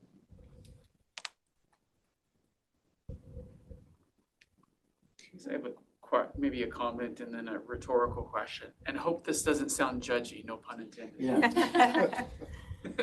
On the, I mean, kind of going back to Tom's question, just to make sure that I understand the rule. So it sounds like, because I can self-govern myself to a degree, right? I can't do whatever I want, but for the most part, I have the right to make my own decisions, choices. But if I make a bad decision, even if it was an intentional accident, it doesn't matter. If I make a bad decision and let's say it cost me $5,000, and it's like, who's going to pay for that? And it's like, Tom's going to pay for that. Does that not, I mean, is there a risk there in the sense that once Dan, not that I would do this for the record, but once I realize I can do whatever I want, but Tom's going to pick up the tab, is there a risk in the sense that now you've just given me a green light to do whatever I want with no restriction? Well, I think that involves a lot of trust of your elected officials. That's part of the voting process. You know, you go through that process to figure out who the right people are. I feel a lot of the push for like mandatory training right now is based on one mistake that one group made, and that's affecting everybody in the long run. Do I think it's a bad? No, not at all. But I think we take those risks every day of who's going to be in charge. I mean, I live in Moses Lake. I don't know if anyone's watched the news about the school disaster, but I'm accountable for that. I'm paying for it. It's all coming out of my pocket. So that's why we vote. That's why we get people that we want in there, and we trust who we have. If we don't, we vote them out. So I think it's a big, long process at the end of the day when you're talking about something like that. I think it extends well into like who you want to be there. Exercise your vote. There's a lot about risk. Yeah, absolutely. So I had one more, if I could. So that was, I guess that was kind of a question. It really wasn't a comment either. So I had a comment and a question. I'm all screwed up. But, and again, hopefully this doesn't sound judgy because I do respect you and I do respect what you're presenting and appreciate the information too. So plus you might come handy in a tight spot someday. So I should have brought more judges. You were all here last. Now I got to keep an eye on him. But so I guess this is more of a rhetorical question, just kind of food for thought. Is again, mad respect for the rule that and similar parallel, like I can do what I want to a certain degree. I can't do anything that I want, but I'm trying to, I guess, see the downside. Like, even though I can do what I want, I want Tom's opinion, I want Decora's opinion, I want Gina's opinion, because especially when emotions are involved, which usually means hiring and firing, I can't see. There are blind spots I just can't see.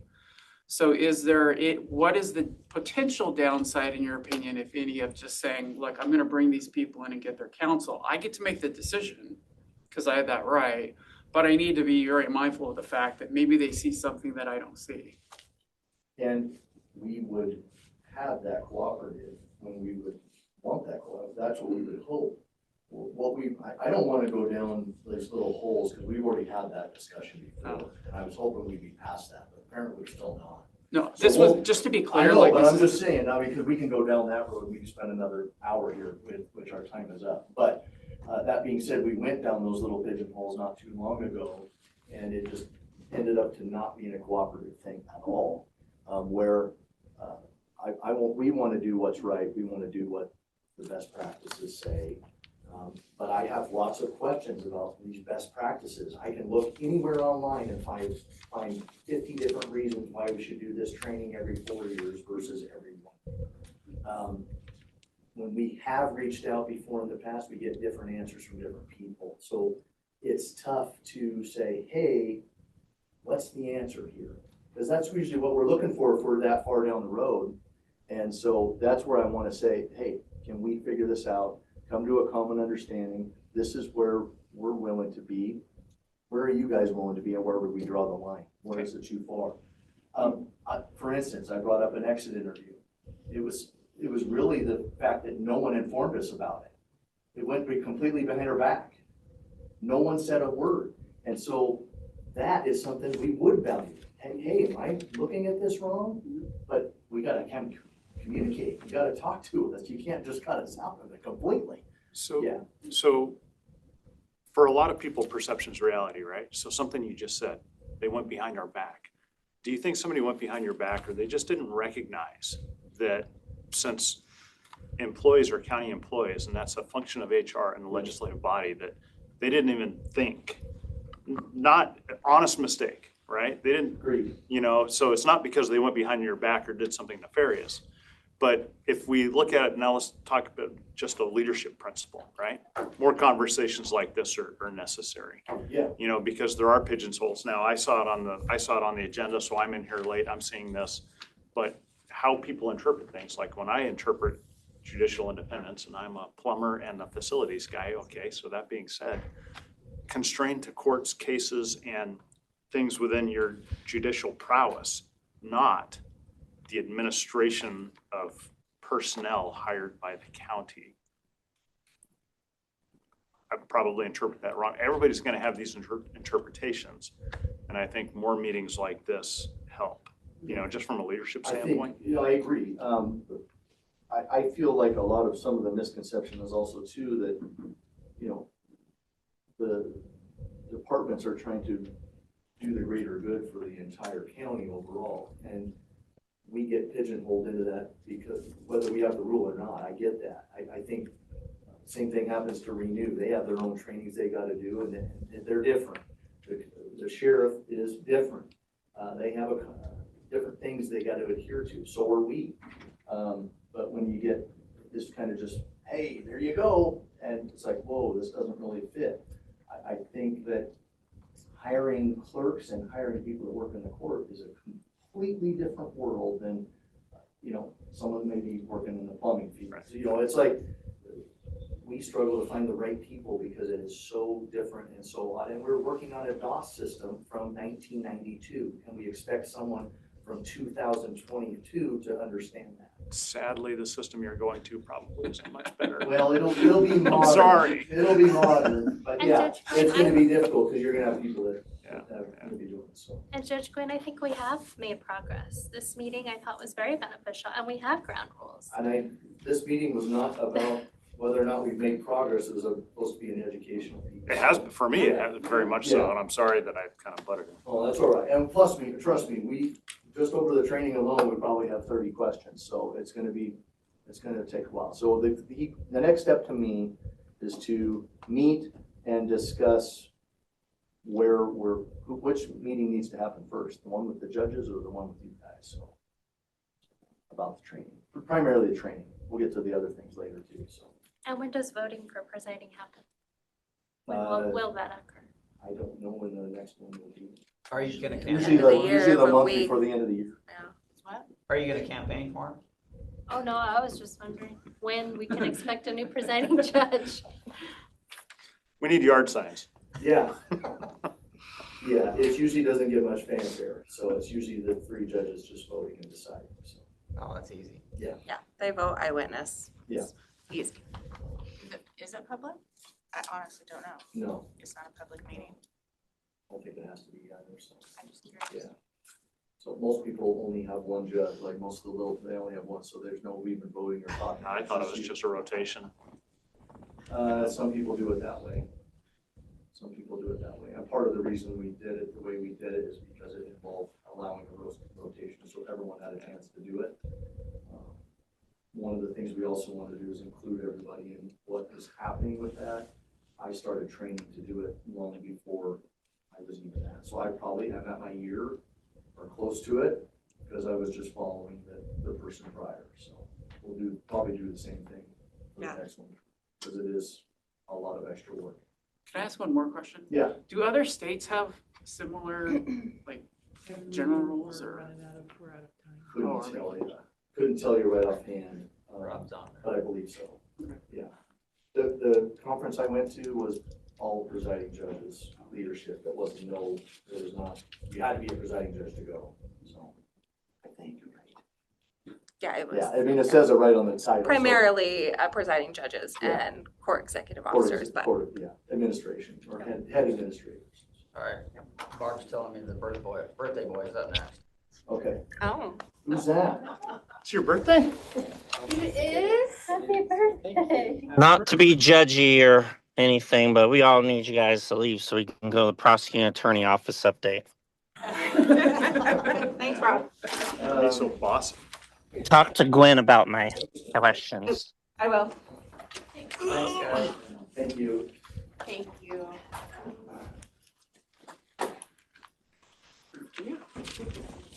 Thank you for the info. I Hey, no appreciate it problem, very no much. How rude. 7 minutes? Good heaven. Usually take us all day. They owe you 7 minutes. They do. All right, it is 1:37 p.m. and we will roll into the prosecuting attorney's office update with prosecuting attorney Brandon Guernsey. Welcome. Thank you. Sorry I'm late. No, yeah, good afternoon.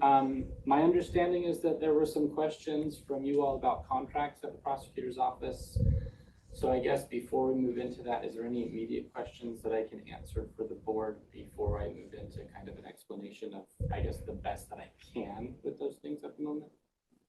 No, the question that I had, that we had, or that I sent was about just getting timelines on contracts.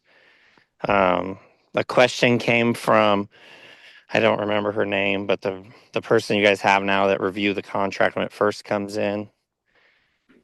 And it was kind of like, well, is this a priority or not a priority, or is this a, well, I don't know, and I can't imagine the other two commissioners know because we don't know what contracts have been finished or started or where we're at. So it would be nice to just have just kind of a recap each Tuesday of like, okay, these are the contracts we have, even if it's just a print off. So we can kind of say like, well, this one needs to happen ASAP or whatever it is. And Commissioner Jones, is this specifically for contracts that the Board of Commissioners are waiting on or throughout the county? Well, Public Works could be one, commissioner ones, departments, anything that we oversee. Essentially, when complaints come in, they come to us.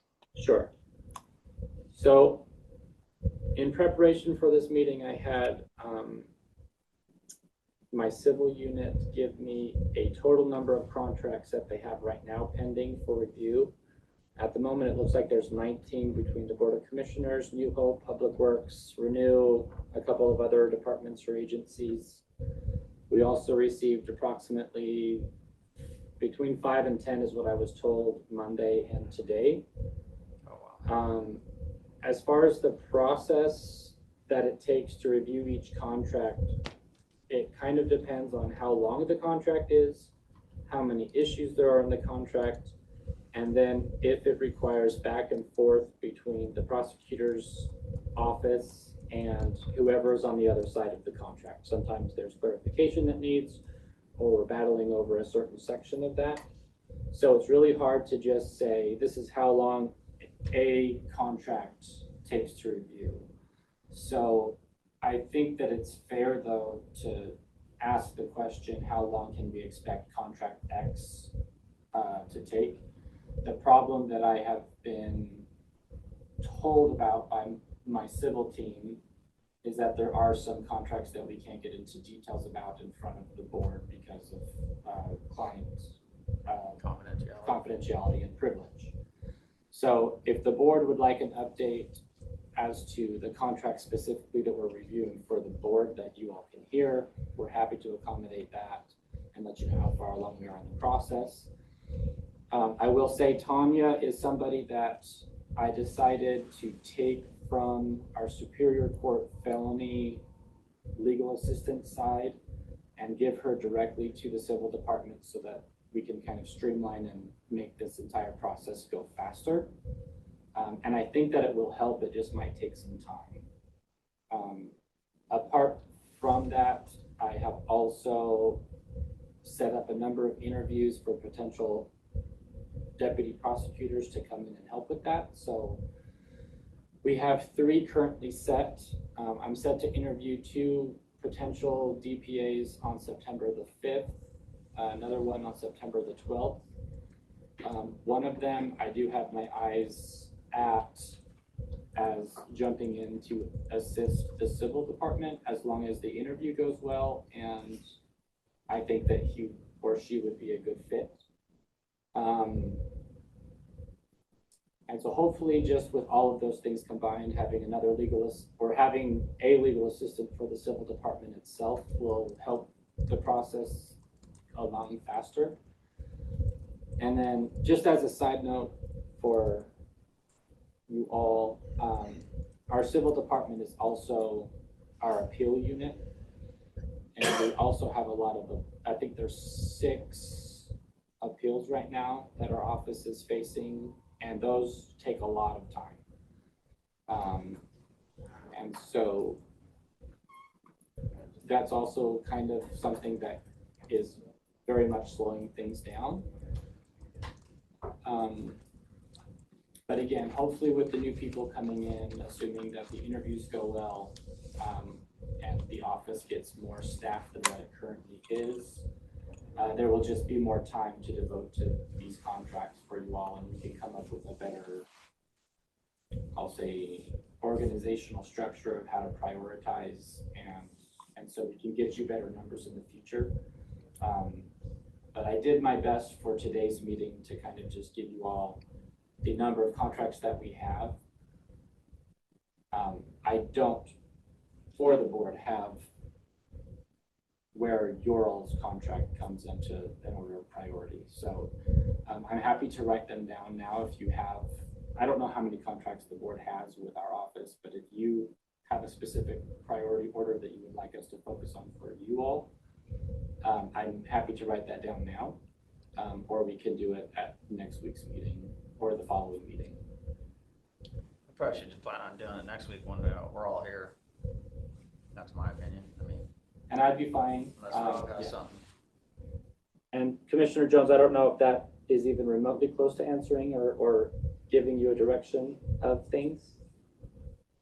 It's fine for now, but as we go, I'd like to kind of be able to tune it in. Sure, absolutely. Is there anything specific that I can, like more specifically, that I can actually take back to my team to say this is exactly what the board wants? Because I hate to just come and not have answers for you all.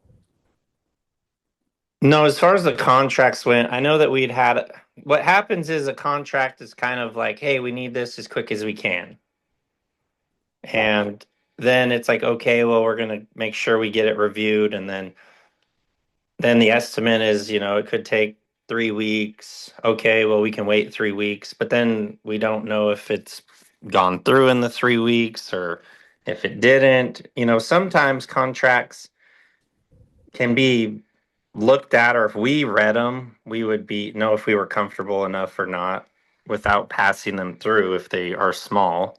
So just trying to make sure that we have an idea on timelines. I think there's been 2 in the last 3 weeks, and I just don't know if they've been looked at or not. Okay, so I don't want to put words into your mouth, but more of what I'm understanding is just a better communication of where we are in the process of reviewing the contracts that we've received. Yes. Okay.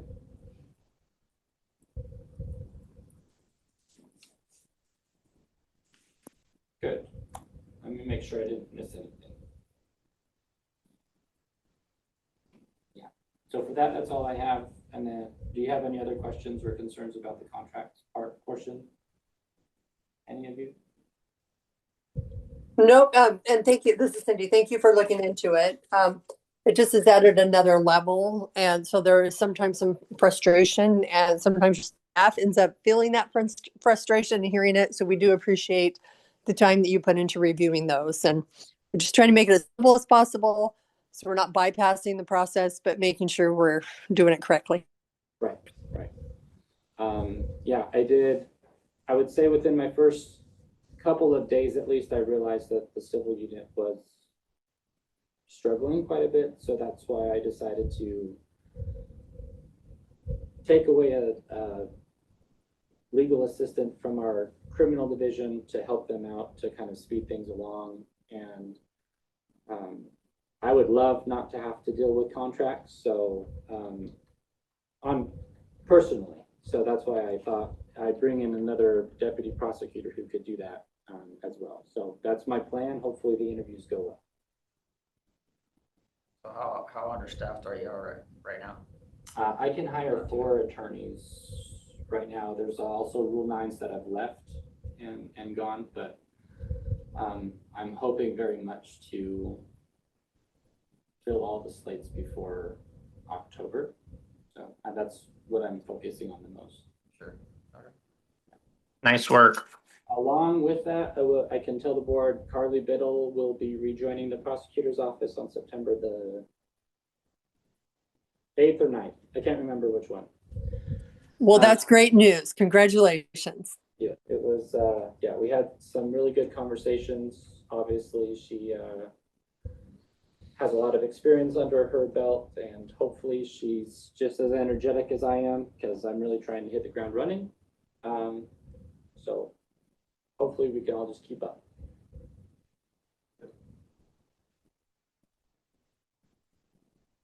And I don't think I have anything else.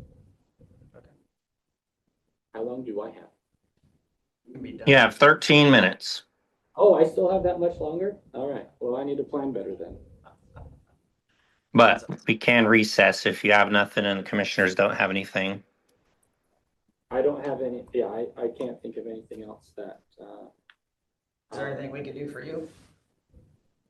I don't think so yet, but if I'm successful at fully staffing my office, there might be some discussion in adding more positions later. Cool. We have a lot of uncharged felony cases that I just need people to be able to review, because by the time we're in and out of court every week and then in and out of trials, we don't have time to review them, and we just need people. So obviously I need to fill the ones that I have vacant right now in order to make a request that's not laughable, but I'm hopeful that we can get there. Sounds good. Thank you. No, thank you. Anything else? Nothing for me. Nothing for me. Thank you for joining us. All right, we will go into recess until 2 p.m. and we are back with our weekly commissioner meeting. Good afternoon. It is 2 p.m. and we are here for a weekly commission for public input, 3 minutes per person, 15-minute time limit. I'm not able to see the room, and I do see we have attendees online. We have 2 in the room and, well, 3 in the room. And 2 online. And 2 online.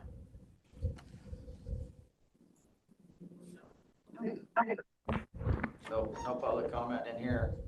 Okay, so online, we have 2. We have Cami and iPhone guests. I'll give you permission to speak and you will be able to unmute yourself. iPhone and Cami, do you have public comment today? I do. Okay. This is Janice Flynn from Royal City. I just wanted to take a moment to ask the BOCC to find a way for 2 poll watchers or reps from the local political parties to be in the room while ballots are being counted.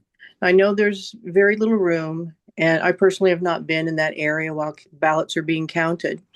There are cameras in the hall outside of elections, and people can watch from there, but there's also a district court and people congregating and walking through that area. So at times when someone is sitting trying to watch the camera, their view is blocked, the screen is blocked, and nor do the cameras show the entire process. So it's very much appreciated that the cameras and the screens have been installed for that purpose. But it's also created a sense of distrust by some residents of the county in the election system, and I think that could be avoided. So there must be a way for 2 reps to view the ballots coming into the courthouse, the signature verification process, counting, securing the ballots in the vault, watching the process if there is an issue. If they go, oh, there are only 49 ballots in this batch, and there should be 50, or whatever the case is. So see those steps of the entire canvassing process so that the residents of Grant County can have faith that our elections are honest and accurate. And that's my 2 cents and request for the day. If we could find room for 2 chairs in that corner or another way to do it, that would be great. Thank you for listening. Thank you, Janice. Janice? I had a quick question. Would those 2 chairs be designated for political parties, since there's 2? I believe the RCW says that one from each political party can witness. And so I would think it would have to be offered to either one. And if there was room for 2 chairs and each party takes one, that's the way it is. But I think you probably would want 2 witnesses. So if one party doesn't respond or does not have someone there, then maybe the other party could come up with 2 people. I don't know all the RCWs by heart or anything, but that's my brief recap of what I noticed. Okay, I just wanted to clarify the chairs. Thank you. Thank you. Thank you.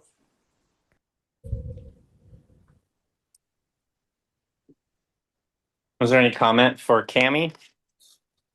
There was no comment from Cammie. All right, then I'll entertain a motion to approve the agenda. So moved. I'll second that. Motion and a second. Any discussion? All those in favor say aye. Aye. All right, motion passes. Agenda is approved. Do we have any correspondence or letters of support that are needed from the board? I do not. I don't have any today either. Hearing none. Do we have any roundtable items? I do have something. Commissioner Burgess has made a request for the executive session forms to be digital. That is something I can definitely do, but I just need a quorum to approve that. Is that something that you guys, Cindy and Rob, would be in favor of? Would it be digital and written? You'd have the option for both, or would it be complete change? I was thinking of doing a complete change to a Laserfiche form, and then we can just route it into our filing system when our new digital process is launched. It'd be a fillable form that you could fill out right here on your computer in the hearing room. Yeah. And then you would just hit submit, and it would come to Barb and I. So you wouldn't have to worry about like emailing it to us or anything like that. Gotcha. Yeah, for the Switch, I would prefer to have both options, but I mean, it doesn't really matter to me. We'll have to put a little shortcut. Yeah, on the desktop or something. Because sometimes if we have just a quick 3-minute, 5-minute, by the time you get everything marked, get the names, there really is, it feels like a minute that you're not really participating because you're trying to, figure out who's in the room, who's attending, and How to spell their names. I know. They're remembering their last name. Yep. Yeah.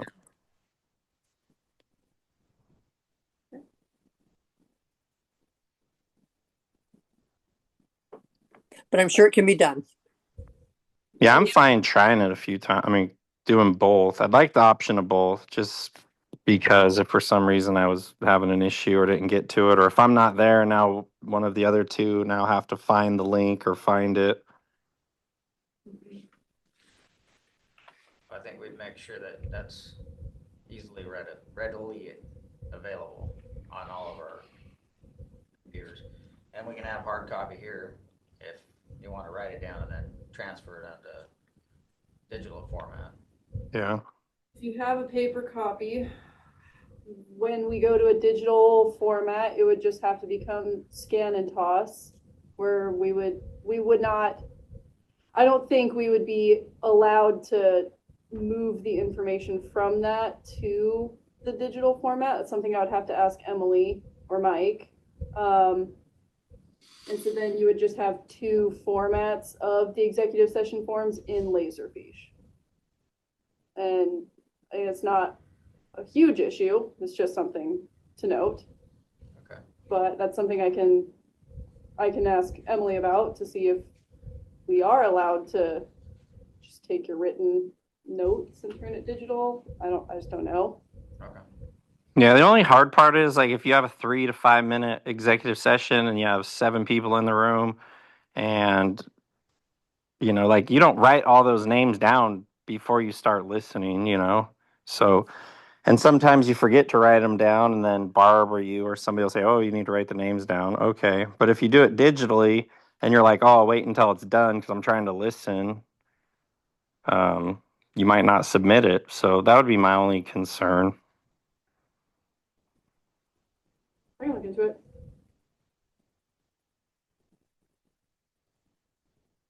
That's all that I had. So if we did it digitally and you are recording it and you know who's in the room and who is online, can you do that after? Yeah, it's just if you say you went out of that executive session, say it's HR, you go out of executive session, you kind of keep talking about it, and you didn't fill in all the names, and now you jump into the commission meeting, and you just forget versus having that form where you wrote the times on and stuff.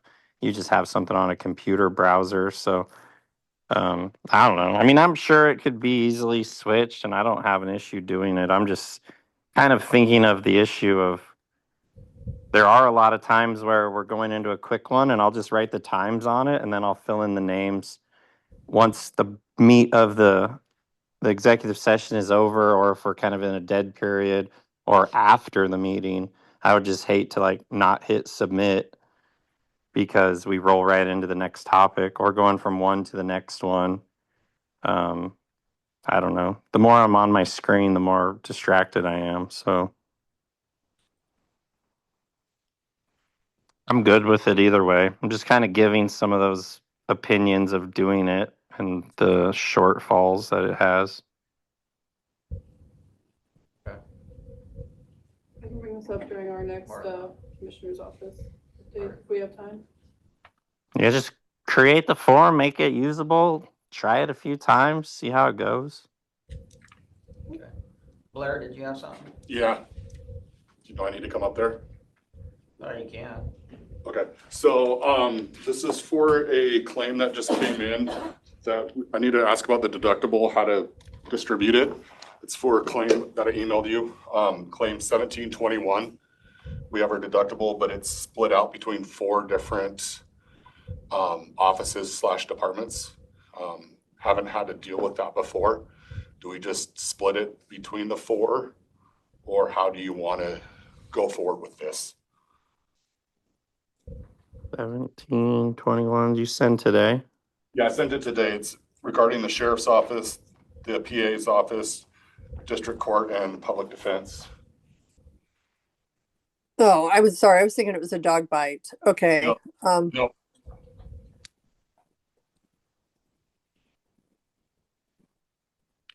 Once this is paid, this will be closed out. Okay.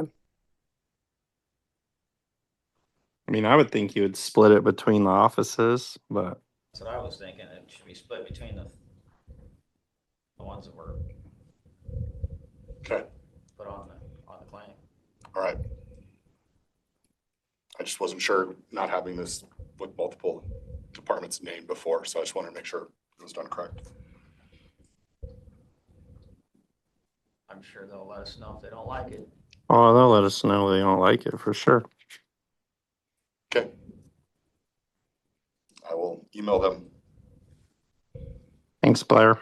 Yep. Thank you. Any other roundtable items? Nope, I don't think I have anything else. Okay. Any consent items that want to be discussed prior to someone making a motion?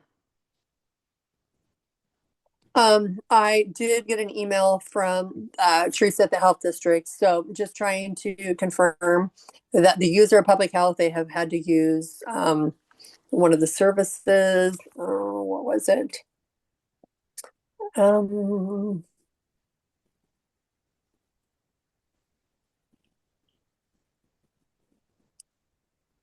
to think.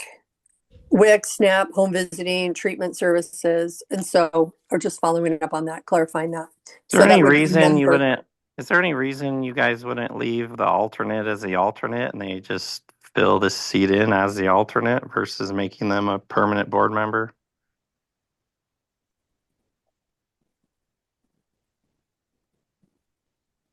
Say that again, Ron? Is there any reason you Yeah, wouldn't there just is. Yeah, leave the there seat is. as an alternate? There is, and we can talk about it next week. Okay. Yeah. So hold it a week? Yeah. Okay.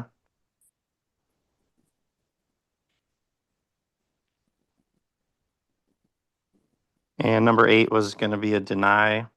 Correct. Correct. Any others on there with any concerns before a motion is made? I think just 7 and 8. Okay. Mr. Chair, I move that we approve the consent agenda items 1 through 15, holding number 7 for a week and denying number 8. I'll second that motion. Motion is second. Any discussion? Hearing none.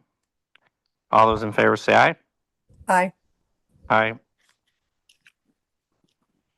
Motion passes as stated by Commissioner Carter. Can you stamp my name?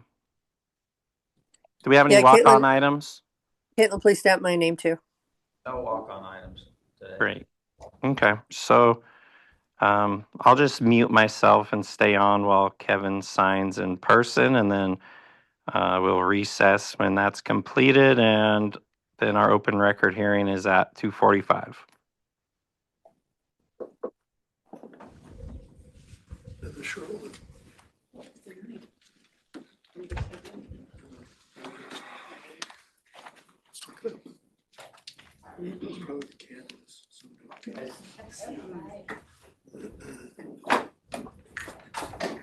This is that AP batch, and this is where that, oh, okay, well, here, do you want me to put this here so you can, I can remember. there you, so yes.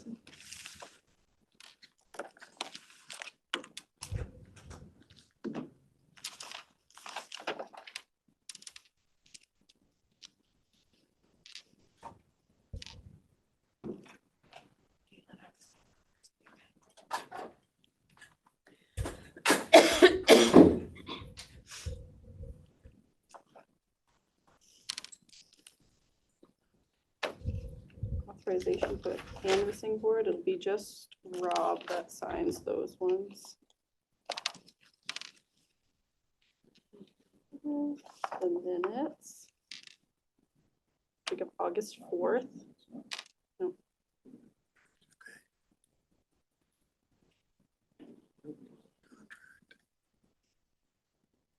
Which, are you looking at number 7 right here?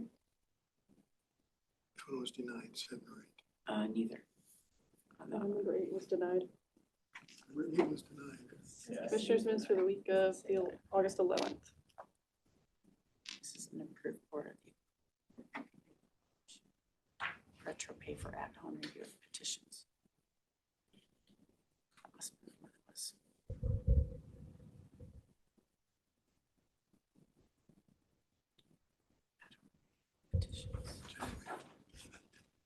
Invoice for the Grant County Health District.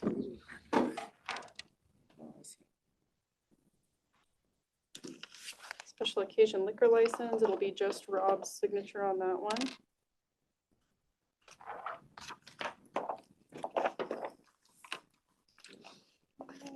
Says that Board of Equalization retro pay, you're denying that one.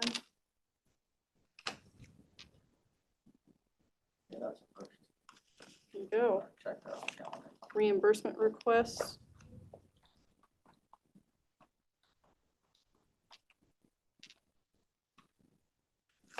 Out-of-state travel for the fairgrounds. Yes. I'm approving that one. Yeah, you could go to, probably, to dirt school somehow, maybe. I don't know. I don't even know how to do it. As the right-of-way consultant for Public Works. It'd just be about dirt in general, isn't it? I don't know what they talk about at dirt school. I think it's about the parameter. First Amendment to an interlocal agreement with Renew.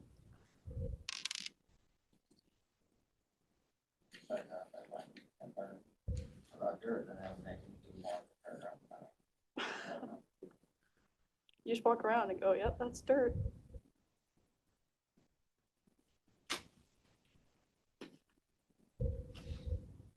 Sweet little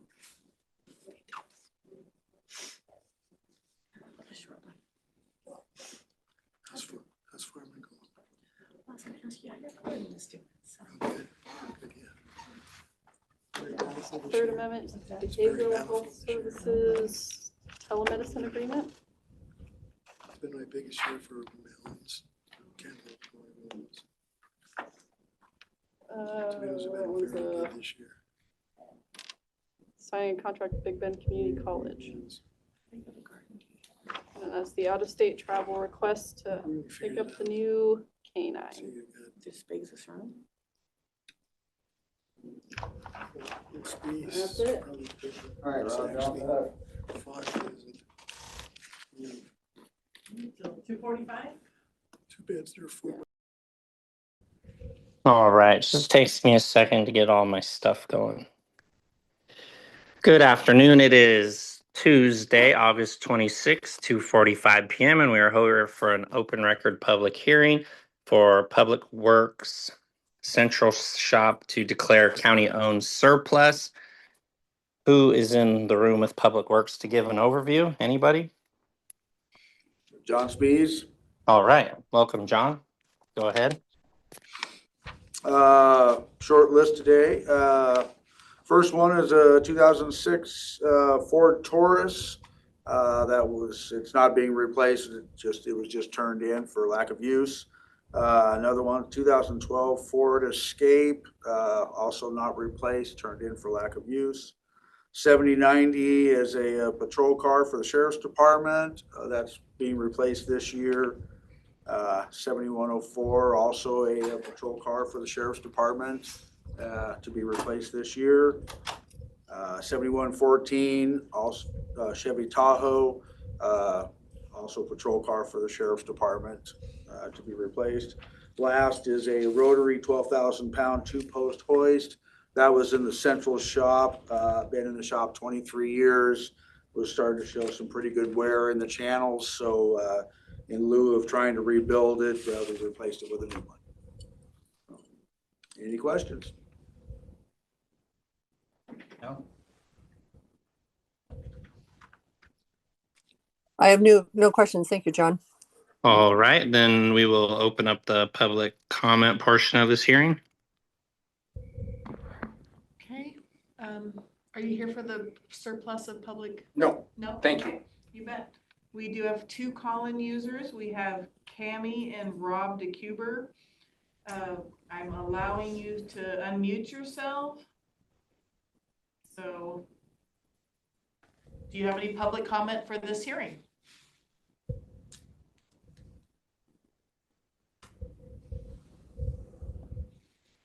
I believe that is a no. Hearing none, I'll entertain a motion to close the public comment portion of this hearing. I so move.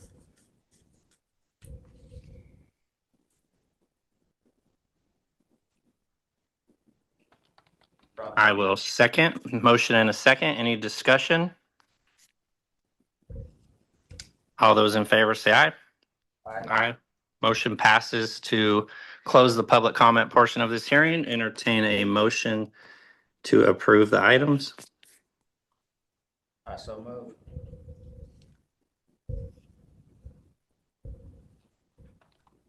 Okay, I'm back. Sorry, I left you for a bit. We just need a second. I'll second. Motion and a second. Any discussion? Hearing none. All those in favor say aye. Aye. Aye. Motion passes to declare the surplus of the 5 county-owned vehicles as described by Mr. Spees. Thank you. This concludes our public hearing. We will be back at 3 p.m. for another open record public hearing. Good afternoon. It is Tuesday, August 22nd, 2025 at 3 p.m. and we are here for an open record public hearing to consider a request to vacate portions of unbuilt Old County Road 528 known as W Northwest. To give us an overview from Public Works, we have Barb O'Neill with us today. Yes, so we were petitioned to vacate a portion of W Northwest by Hawthorne Energy to create a solar farm, Appledale Solar Farm. They have been in discussion with Public Works about maintaining that road to ensure our maintained road doesn't get torn up. There will be a gap between the maintained road from 12 Northwest to about 13.5, or where that would be. And then the gate for the solar farm will begin, and that's where their maintained road will be. So the stretch between is unbuilt. It is an old county road right of way, and there isn't any reason to keep it open as far as Public Works is concerned because of the chances for vandalism, having to maintain that road with public funds for a private corporation and dumping issues.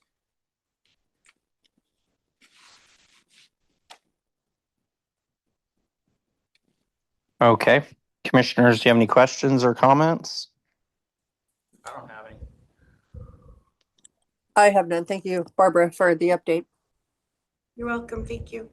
Are there any opponents to this case? Do I have anybody online? We have 4. Sorry, that was to Barbara O'Neill. My bad. He asked if you had any opponents to this vacation. No, I have not received any dissenting opinion or comments. Okay. If commissioners don't have any questions, then we will open up the public comment portion of this hearing. No one in the room for this one. We have 4 call-in users. One is not needing public comment. So Cami, I'm allowing you to speak. Mark Conley, I'm allowing you to speak. And Rob DeCuber, I'm allowing you to speak. Do you have public comment at this hearing?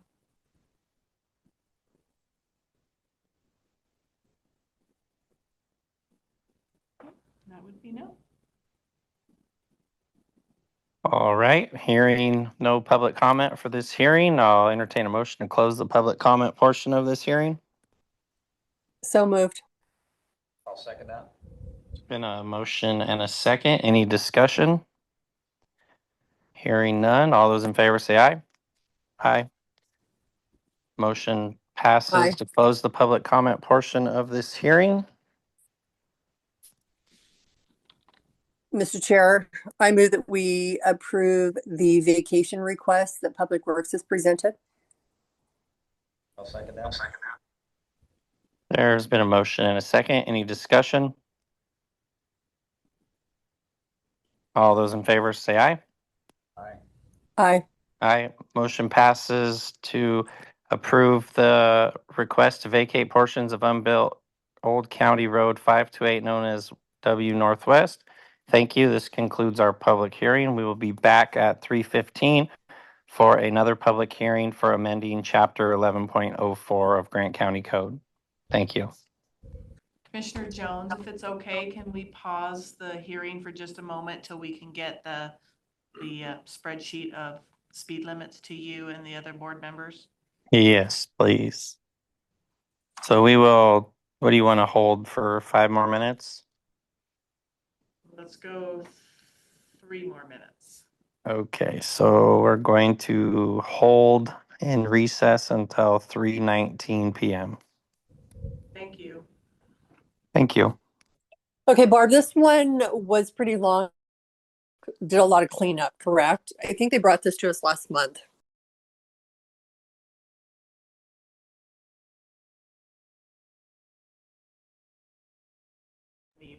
Okay, great. Sorry, we're trying to find the documents here. Go ahead, Cindy, and ask your question of Barb O'Neill. Oh, but I thought Public Works brought this to our attention, or it was emailed. Maybe they told us where to find it. Because it's pretty large because they had a lot of cleanup to do on it. So it was bigger than normal. Yes, ma'am. So the original ordinance did not contain the beginning and ending mileposts of the roads, just a from and to description, which could be confusing. there were some mistakes and a lot of changes just because of the nature of how we track the roads when we do pavement and other things like guardrail. So what we did was we took the entire thing, put it in a spreadsheet. So now you have your beginning and ending mileposts. It matches the road log. It matches what the state has at the crowd board. It cleaned up a lot of errors. We went through and verified everything between the ordinance and the county engineer's official map layer in GIS.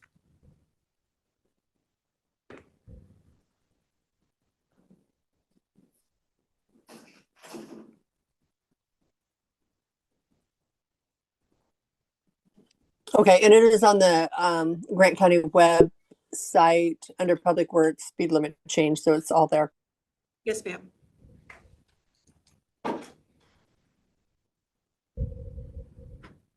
Sorry, Caitlin, what was the number of that ordinance again? Oh, never mind, I have it right here. I have the hard copy, sir, if you want that.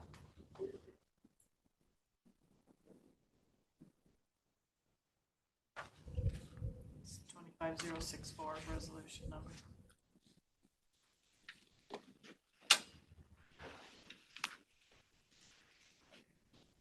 Not the end of this page, it's gonna be.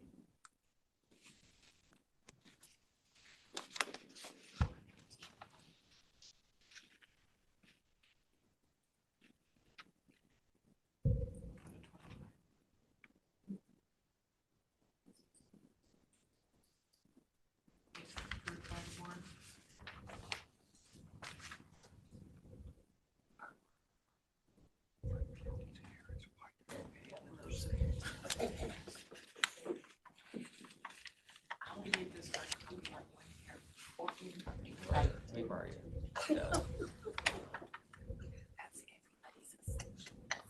Rob, were you able to access the? Yeah, I looked at it already.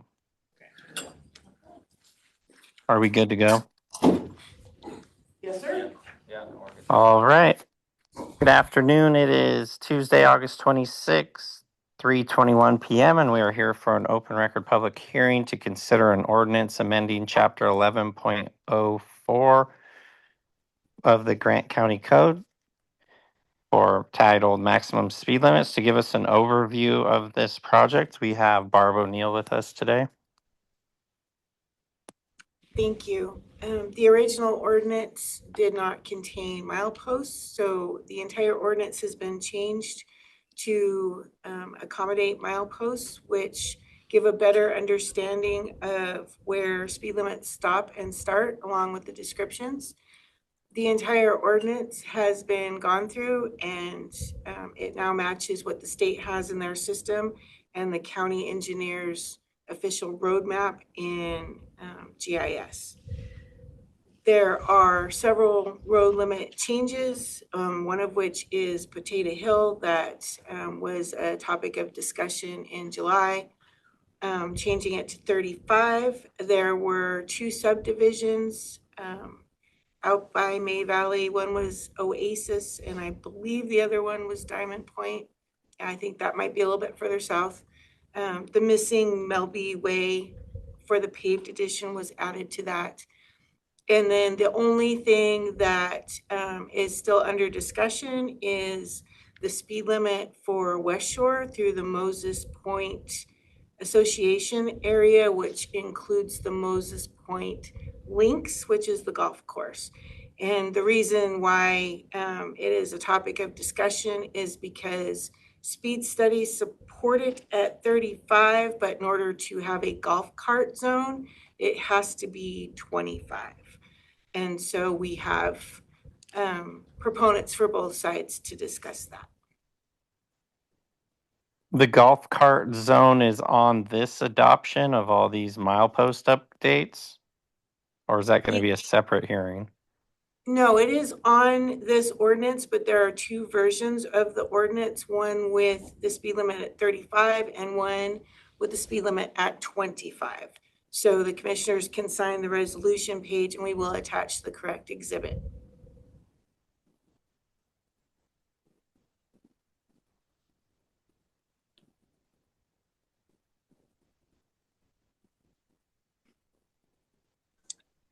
Thank you, Barbara. I know we had Jerome Waywers who made a public comment earlier last week, and he stated that it should not be reduced. So he wanted to keep the 35 miles per hour.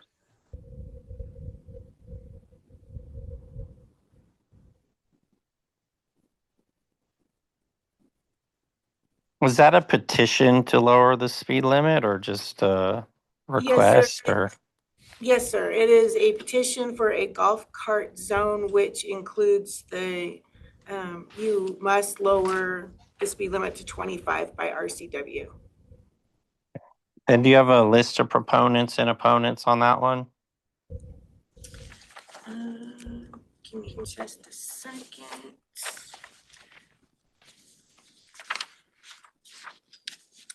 So the petition was sent in by the Board of Directors for the Moses Point Master Association. And it is signed by their presidents and treasurers. And I don't see a list, but it generally includes everybody within the association, which would be Edwards Drive, West Shore, Tontaway, Fairway, Lofgren Drive, and Murray Way, Headman Court, Quinn Drive, and Melby Way.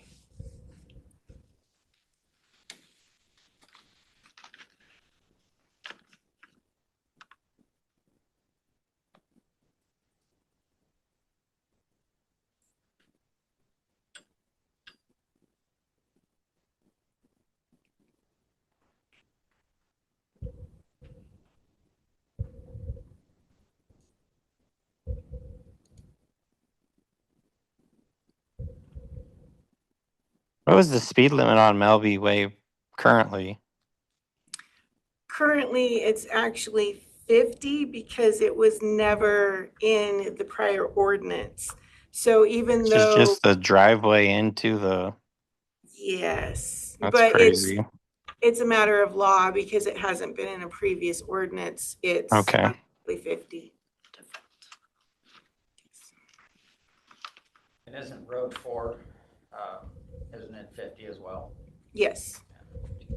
That is not in the speed limit ordinance. It was kind of a point of discussion because there are so many accidents on 4 that there should be more studies done before we consider that one.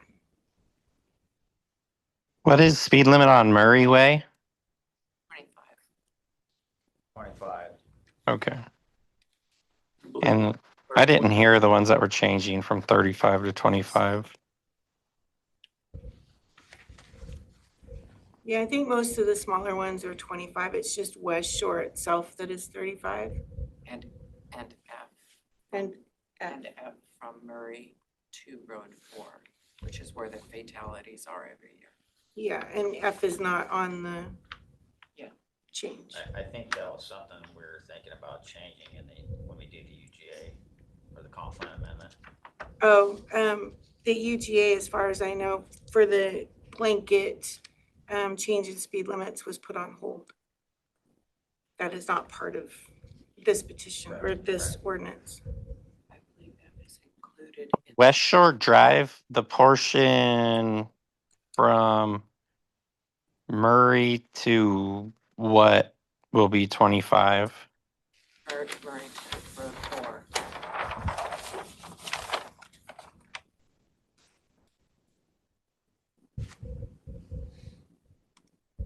That's the most important. Is it going from 4 north all the way to somewhere or from Murray north? Yes, From no. Murray to Road 4. The entire golf cart area would be from 4 to Melby Way.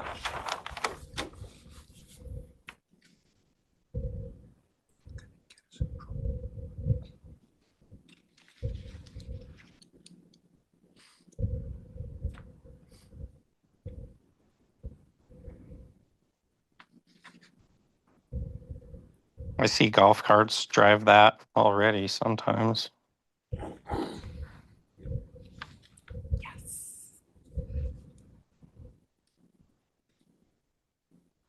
Is there any concern with north on West Shore further where the carts cross West Shore Drive to get to the other side of the course?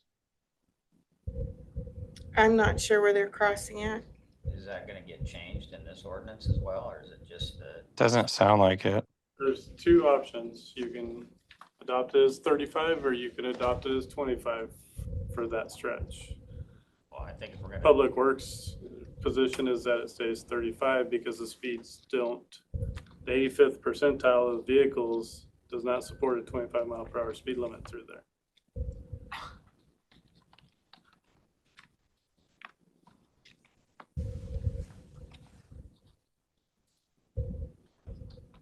I'm just thinking if it's gonna be 25 out there, it should be 25 down that hill, around the corner.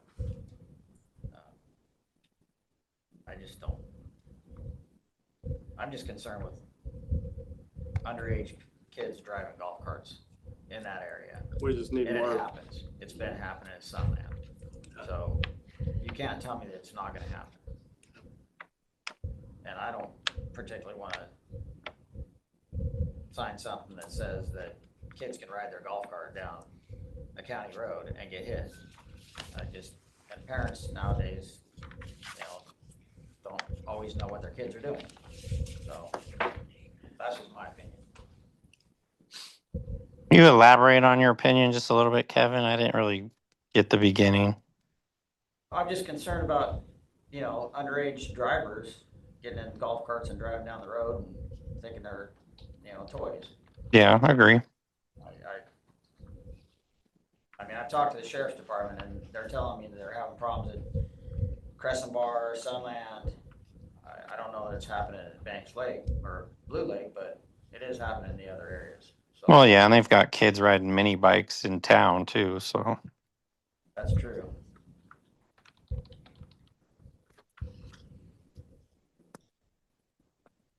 Do you want me to talk about the speed limit versus? Let me just make sure I was.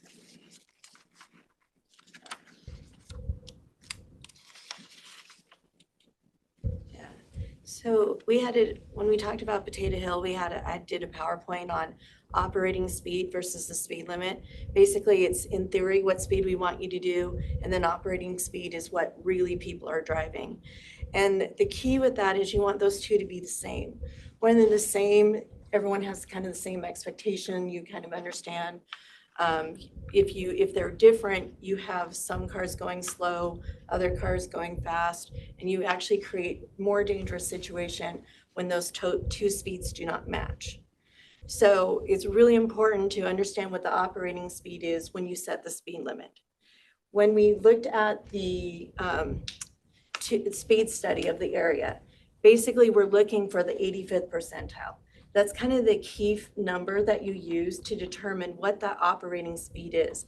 And basically 85% of the people are at that speed or lower. So it gives you a really good idea of what people are actually driving, and it discounts the ones who are just going excessive, right? The outliers. So when we did that, we looked at this and the 85th percentile was 38 miles per hour. So that would suggest that 35 miles per hour is a very good speed limit to match that 38. When you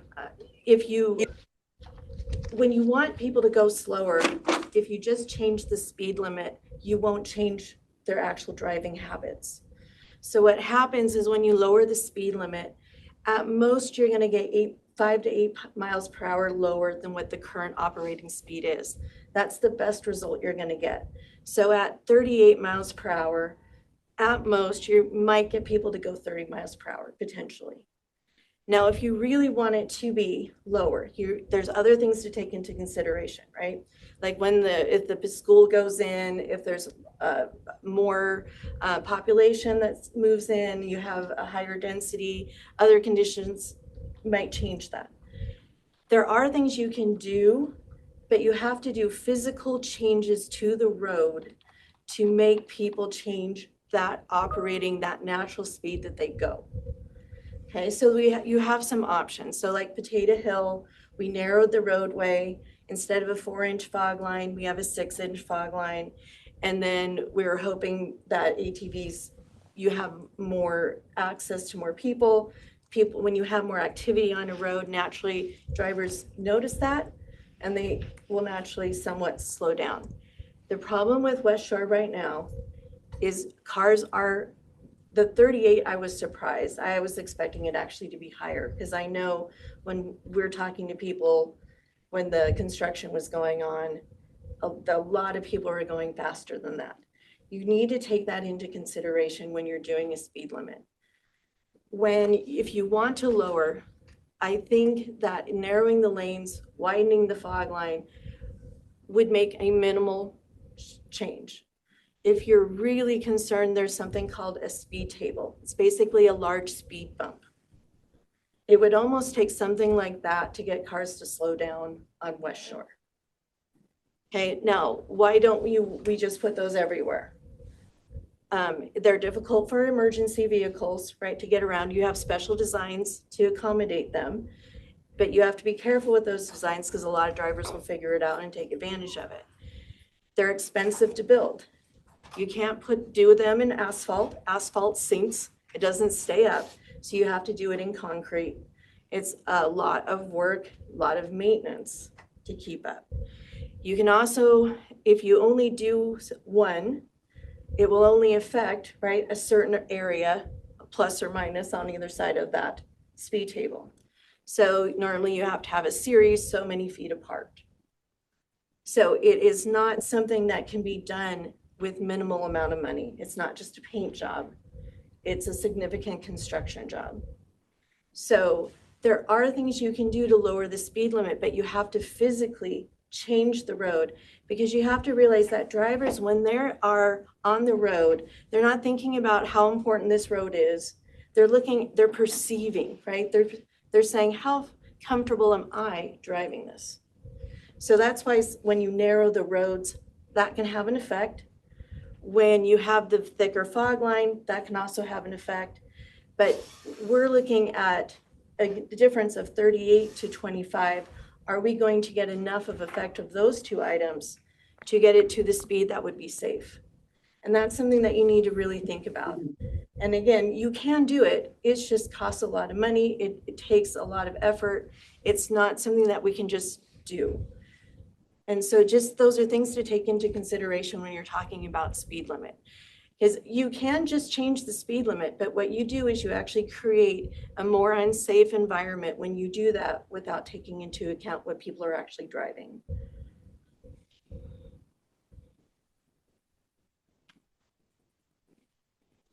Thank you, Kat. So your recommendation would be not to lower the speed limit, and if we do, we definitely need to do some research and planning, pre-planning. Yes, exactly. It would seem like that area from 4 to the corner on West Shore should be a lower speed limit like that. Is that not correct with all that? With all the housing that's getting built into there and the condos and multiple crossings for golf carts for the golf course? Well, again, you're going by the 85th percentile, what it is right now. And so this speed study was done over a year ago, so we need to do another one and reevaluate, right? You want to do it what it is, especially after having the construction. I really can't wait to see the speed studies from the lower part of West Shore to see if the sidewalks had an effect. I'm hoping they did, because when you add more structures like that, it makes, as you're driving, you feel more penned in versus when it's really open. And so it has a natural tendency for people to kind of take their foot off the gas just a bit. Has an effect. I've felt that. Yeah, and so I can't wait to see the speed studies to see if it shows that. Because I see these things, and again, I'm reading things, and I know there's a difference between theory and reality, right? And that's part of the problem is we can always talk theory, but I want to know what's real. What can we really do? And so that's why really the speed study, it starts there, because without that baseline, you can only change it so much without causing a more hazardous situation. And like, so for me, when I'm on West Shore where it's 35, I can't stand driving that section. I have people on my bumper if I'm going the speed limit. And I cannot stand that feeling. I hate it. And that's what you would be creating. And then if you're also putting the golf carts in that mix, remember you've also got, they're not going consistent 25. So you've got some variation in that also. And you just want to take that all into consideration to make sure everyone is, you're not setting people up for failure. You want to set people up for success. So I'm not saying that, no way, no how should you ever make it 25. But you have to be conscious and make decisions about making it 25 to make sure that it makes sense and that people will actually adhere to that speed limit. Otherwise, it's just not going to make a difference, and you create more possibility of accidents, and they're different. So it's just really important to understand that concept of what will they really drive, and in theory, what do you want them to drive? And you want those to be the same, because when there's a discrepancy, you have a lot of issues. And you'll have people who say, why is it 35 or 25? I'm fine, right? I'm worried on Potato Hill that I'm really interested to see what the speed studies are going to show on that, to see what kind of difference the changes that we make, what impact they actually have. I'm hoping they have a positive, real impact. But we haven't done this in the county before. The county has not looked at an actual logical way of how we approach the speed limits in the past, and really want it to be based on logic and facts, not just feelings. When we look at like 5 Northwest, that speed limit went up, it went down, it went up, it went down. And I can tell you based on the numbers that I see, because I'm looking at all the collision reports, it is not better at a lower speed necessarily. I think the tendency is for people to say, if it's a lower speed, it's going to be safer. Not necessarily. There's so many factors that you want to take a look at on top of that. So that's why I'm just want an educated decision, not just one based on feelings. And 4 Northeast is not included for the speed limit drop in this ordinance because a speed limit study has not been done on that road. And a lot of analysis will need to be done at that intersection, right? We need to look at what are people actually doing at that intersection? So for dying. Well, but here's the problem. Annually. Let me give you an example. 12 and Dotson. Do you know how many safety features we have on that intersection? Okay, we have a lot. I cannot tell you how many collision reports I read. The people are stopping at that intersection. They are stopping, and I know they are because it has witnesses in the police report saying they saw them stopped. And then they are pulling out and still getting in issues, in accidents. Okay, so that's not necessarily going to fix it. One thing that, like 12 and Dotson, we're working on a roundabout. That's going to help that scenario significantly. It's the only thing we haven't done for a safety feature on that intersection. We have literally done everything else that we possibly can on that intersection, and we're working on the roundabout. Now, again, you have to realize our county is very, very large, and we cannot put roundabouts at every single intersection. So we have to be very thoughtful, and we have to have a scoring system of how we approach and what intersection we do and what order we do them in. Okay, so I know it's really frustrating when you see it and you see it over again, but you're not always looking at what the actual cause is. And unfortunately, it's something like 85 or 95% of all accidents are the basic problem is human error, right? But the thing is, it's human error and one more thing, normally. Okay, so we're trying to take the one more thing out so that when the human makes an error, they don't die. We really are trying to do that. We truly are. We understand that. But there is also, again, reality. What can we do? How much money do we have? Where is it most utilized in the best way possible? And it's not an easy answer. And this county has not been on the forefront of looking at these issues. We are behind. We do not have a safety action plan. We are getting one. We will have one hopefully by the end of the year, if not very close. This process has not been done in this county to do this analysis. And that's what needs to be done when you're looking at those types of intersections, because it's not the only intersection that's having issues. So Rob, we have Ricardo Shar in here. Maybe he can give us his opinion on the speed limit and golf carts in general? Sounds good to me. Sure, would you be able to come up here? I'm not sure how good the microphone reaches in the very back corner. Sure. Pretty good, I'm sure, but just in case. Where do you want me to- Just right here at the podium. Yeah, anyway, that's fine, thank you. You had some questions, Commissioner? Our question is, you know, we're looking at changing the speed limits out on West Shore and then around the lengths of the golf course. And the question is, you know, what's a good educated decision to make in regards to speed limits with golf carts in that area, in your opinion? In regards to allowing golf carts? Correct. I just caught the tail end of, I don't even know your name, but I would probably err on the side of research and development first to see where we stand on it and go from there. For Grant County, for the Sheriff's Office, we're all, I think, for lowering speed limits because I do think it helps, but then you have to have the drivers and be held accountable. And through that is enforcement, which means the Sheriff's Office, who obviously monitors the county and in May Valley. For that area, that encompasses the Moses Lake beat or the East beat. And our minimum staffing levels during any time of the day is 6 deputies. So the Moses Lake area has 2 deputies dedicated to the Moses Lake area. Now, if you don't know the area, it would be Road 16 northeast, all the way down to the county line north of Othello, all the way to Road X, which is the east county line, and then all the way to Division. So that's only 2 deputies handling calls for service and then still expected to enforce traffic laws. So we would love to lower the speed limit if it was a possibility and it made sense. But then you still have drivers that have behaviors that will continue to drive at the same speed limit they've always driven. The majority of the violators that we encounter are the people that live in the area whenever we have a speed emphasis or we get complaints. So that's kind of what we have found out over the course of my career.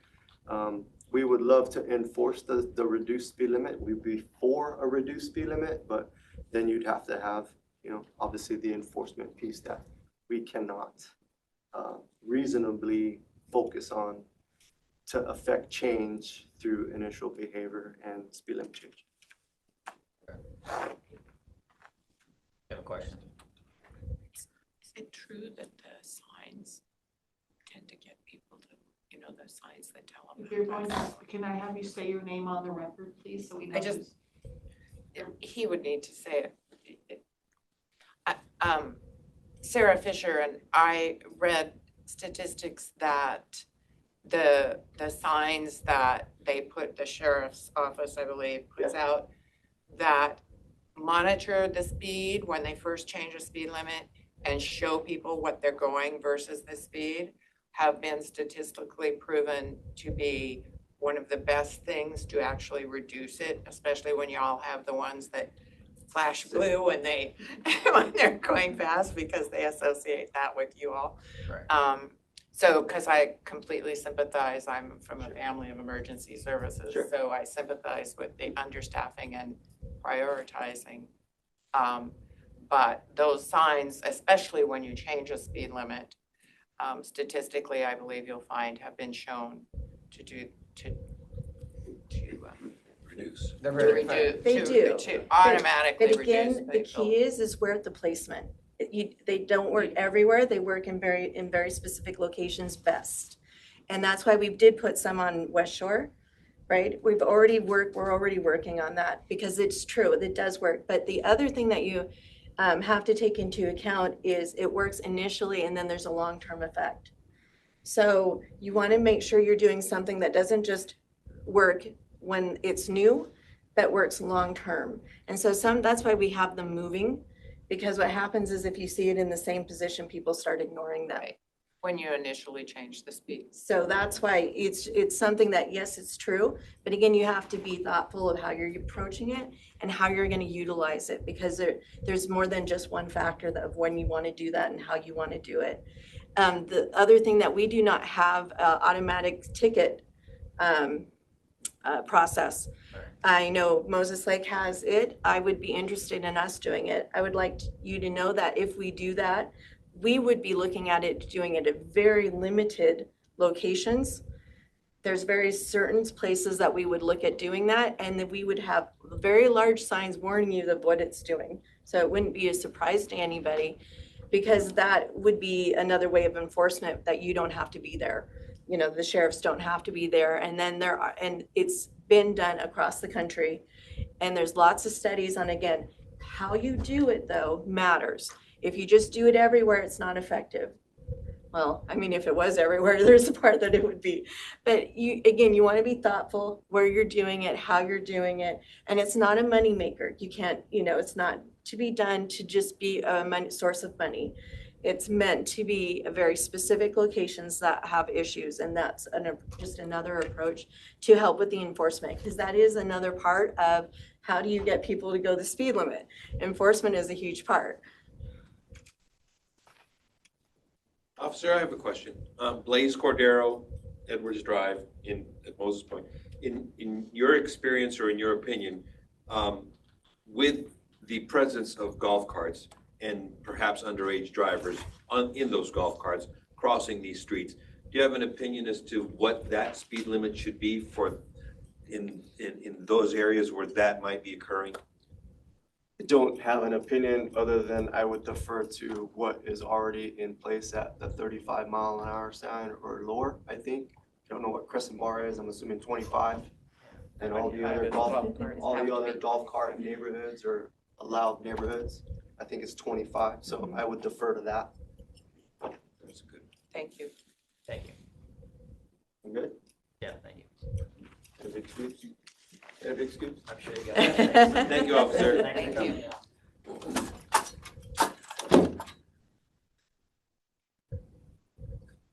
Rob, Cindy, got anything else? I don't have anything else. I guess more questions and curiosity than answers for me. I have no more questions. So, Opening up public comment. Commissioner Jones? Yeah, we can open up the public comment portion of this hearing. Who would like to go first?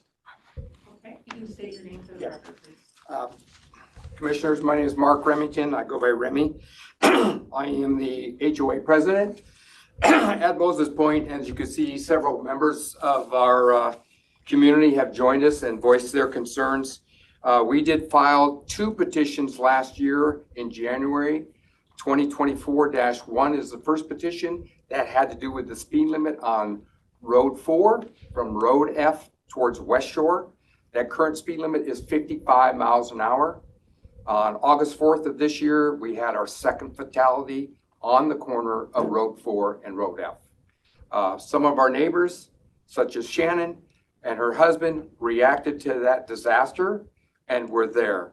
March 2nd, Tyler, one of the golf cart workers, was T-boned in that same intersection.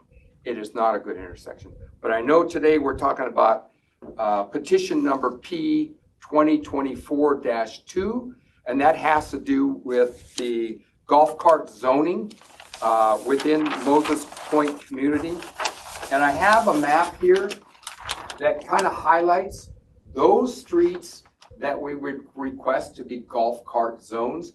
The only one that's really affected, because the rest are in residential community, is on West Shore, from essentially Road 4 down to the bottom of the hill where the 15th and 16th green and tee box is. And that is because on F from Murray to Yeah. Route 4. And on a yes, and on a daily basis, we have 130 golfers at Moses Point. They make 4 crossings a day. So 130 times 4 is, what is that, 570 or 510? That's how many crossings we have. And that is a dead end street down there. West Shore is a dead end. The people who drive up and down on West Shore are, 1, going to the golf course and speeding, or 2, live at the bottom of the hill down on the north end of West Shore. We have 20-ton onion trucks on that road. And those of us who golf and walk across there, a 20-ton truck is not going to stop when someone comes out of the trees at the driving range and walks across to the first tee box. That's not going to happen. So safety is our number one priority. We do have a safety team within our HOA, and it's very important to all of us that we have that.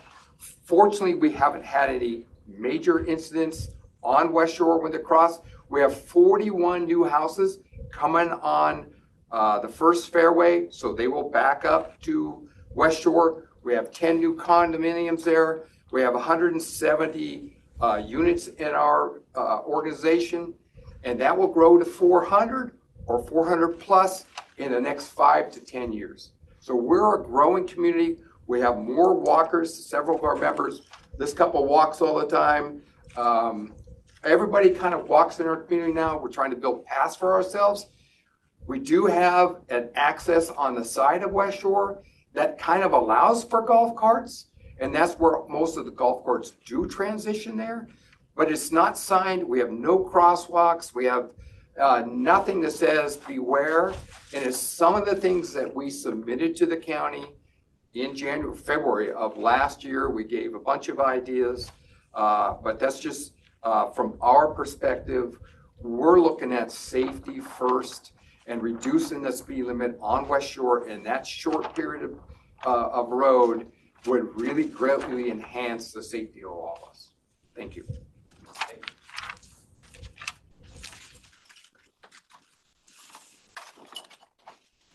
Is there any additional public comment? Sarah Fisher, my husband and I live on Quinn, and Quinn Drive and is in the internal of Moses Point where it's already 25. And to Kevin's point, there are already golf carts on F between Murray and Road 4. And our backyard area backs up to F. We cringe regularly from the screeching of brakes. And as you pointed out, they may or may not be legal to be kids in golf carts, but they are kids in golf carts. There are walkers, and as Remy pointed out, even on West Shore, there's no crosswalks, but there certainly is not an easy way to walk on F. We've owned in Grant County for over 25 years. The house on Quinn is only 3 years old, so we've only been there for 3 of the fatalities that have happened, 1 per year at F and Road 4. And if I may kind of go off point for just a second, the young lady here has some great statistics on how to calculate and what all of those things. And my father was a chief, and he was asked once to quantify the cost of a false alarm, totally unrelated subject. And so he did, like the young lady here, he gave all those statistics on the cost of equipment, the cost on the firefighters' health, all the things that happen in a false alarm. The fact that someone else might not get an appropriate response time because of the false alarm. And his last point was the unfathomable cost of his captain who got T-boned and killed responding to a false alarm. So I would say to you in your statistics that if we can prevent a child from dying, if we can lower the number of fatalities of F and 4, which you're already well aware happen, lowering it to 25, maybe people won't go 25. We all know they won't go 25. We know that the speed people go is different than the speed on the road. Get on I-90, it's easy to see. But if we lower it to 25 and we put those signs up to make them aware of it, to make them aware it's a neighborhood now. It's no longer fields leading to your house. It's now a neighborhood that you go through to get to your house. Then people maybe will go the 35 that you think that they want to go. But if you don't lower it, if we don't make it a golf cart zone and lower that, I think that we're going to be responsible for something that none of us want to even fathom. Thank you. Thank you. Is there any additional? Yes.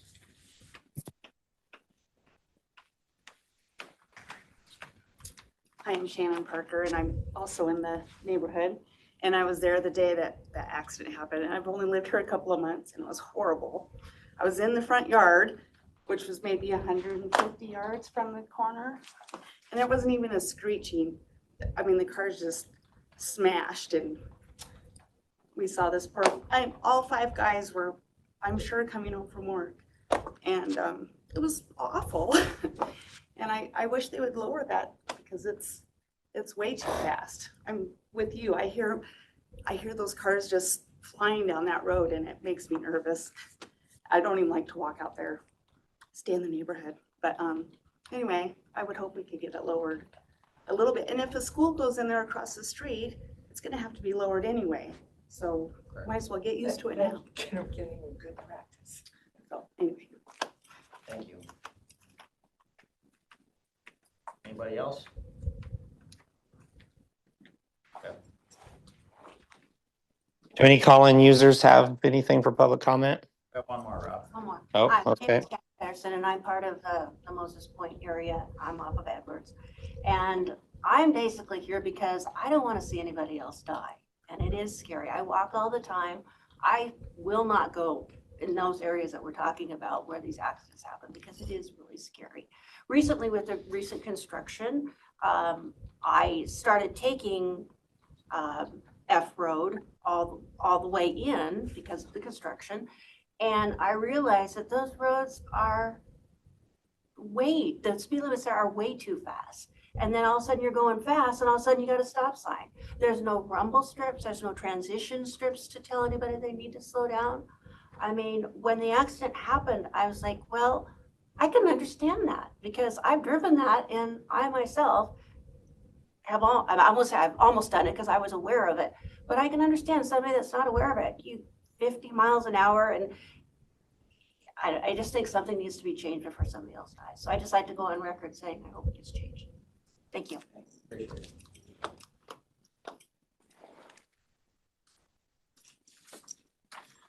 Call-in users? Yes. We're gonna open up to call-in users, Rob. Okay, we have one call-in user, Cami. I'm gonna give you permission to speak. Cami, do you have any public comment at this hearing?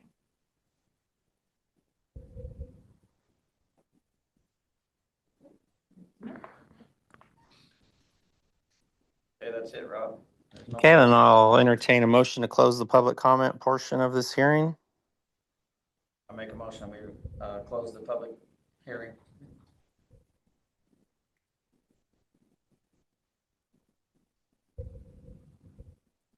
Kevin, I didn't quite hear that. Did you make a motion to close the public comment portion? Yes, ma'am. Okay, sorry. I will second it. Motion and a second. Any discussion? All those in favor say aye. Aye. Aye. All right, motion passes to close the public comment portion of this hearing. Commissioners, is there any discussion that you want to have before any motions are made? I'm feeling that I probably need to get a little more information than I currently have. And would it be difficult to have maybe a work session with Public Works so we can kind of, if we do lower it, if there's some things that we can put in place, because there's no sense lowering a speed limit if we're not going to make the changes. So, some will go the speed limit, some will not. And it's just going to trigger a bigger problem. Yeah, I would like to do that as well. I think it would be nice to go through some study portion of what type of features we could do. But of course, remembering that any features done in one area needs to be also spread throughout the county so we're not liable when an accident takes place after we've done a certain area that relates to another area.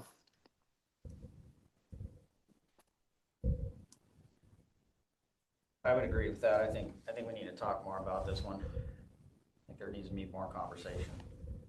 I think there needs to be more than just these roads, in my opinion, but. Okay, should I make a motion then to extend the decision for 2 weeks? That sounds good to me. We would Yeah, I need would to do the do a public, continuance. we have to pick a date and time right now. So you're thinking 2 weeks is enough time? Probably 3. Let's do 3 or 4 weeks. So just so we get all the information we need. September 23rd At 2:30? works for me. Okay. So I'll entertain a motion to continue the public hearing for Tuesday, September 23rd at 2:30 p.m.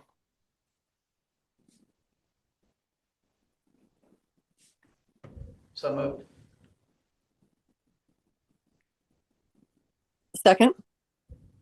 Motion and a second. Any discussion?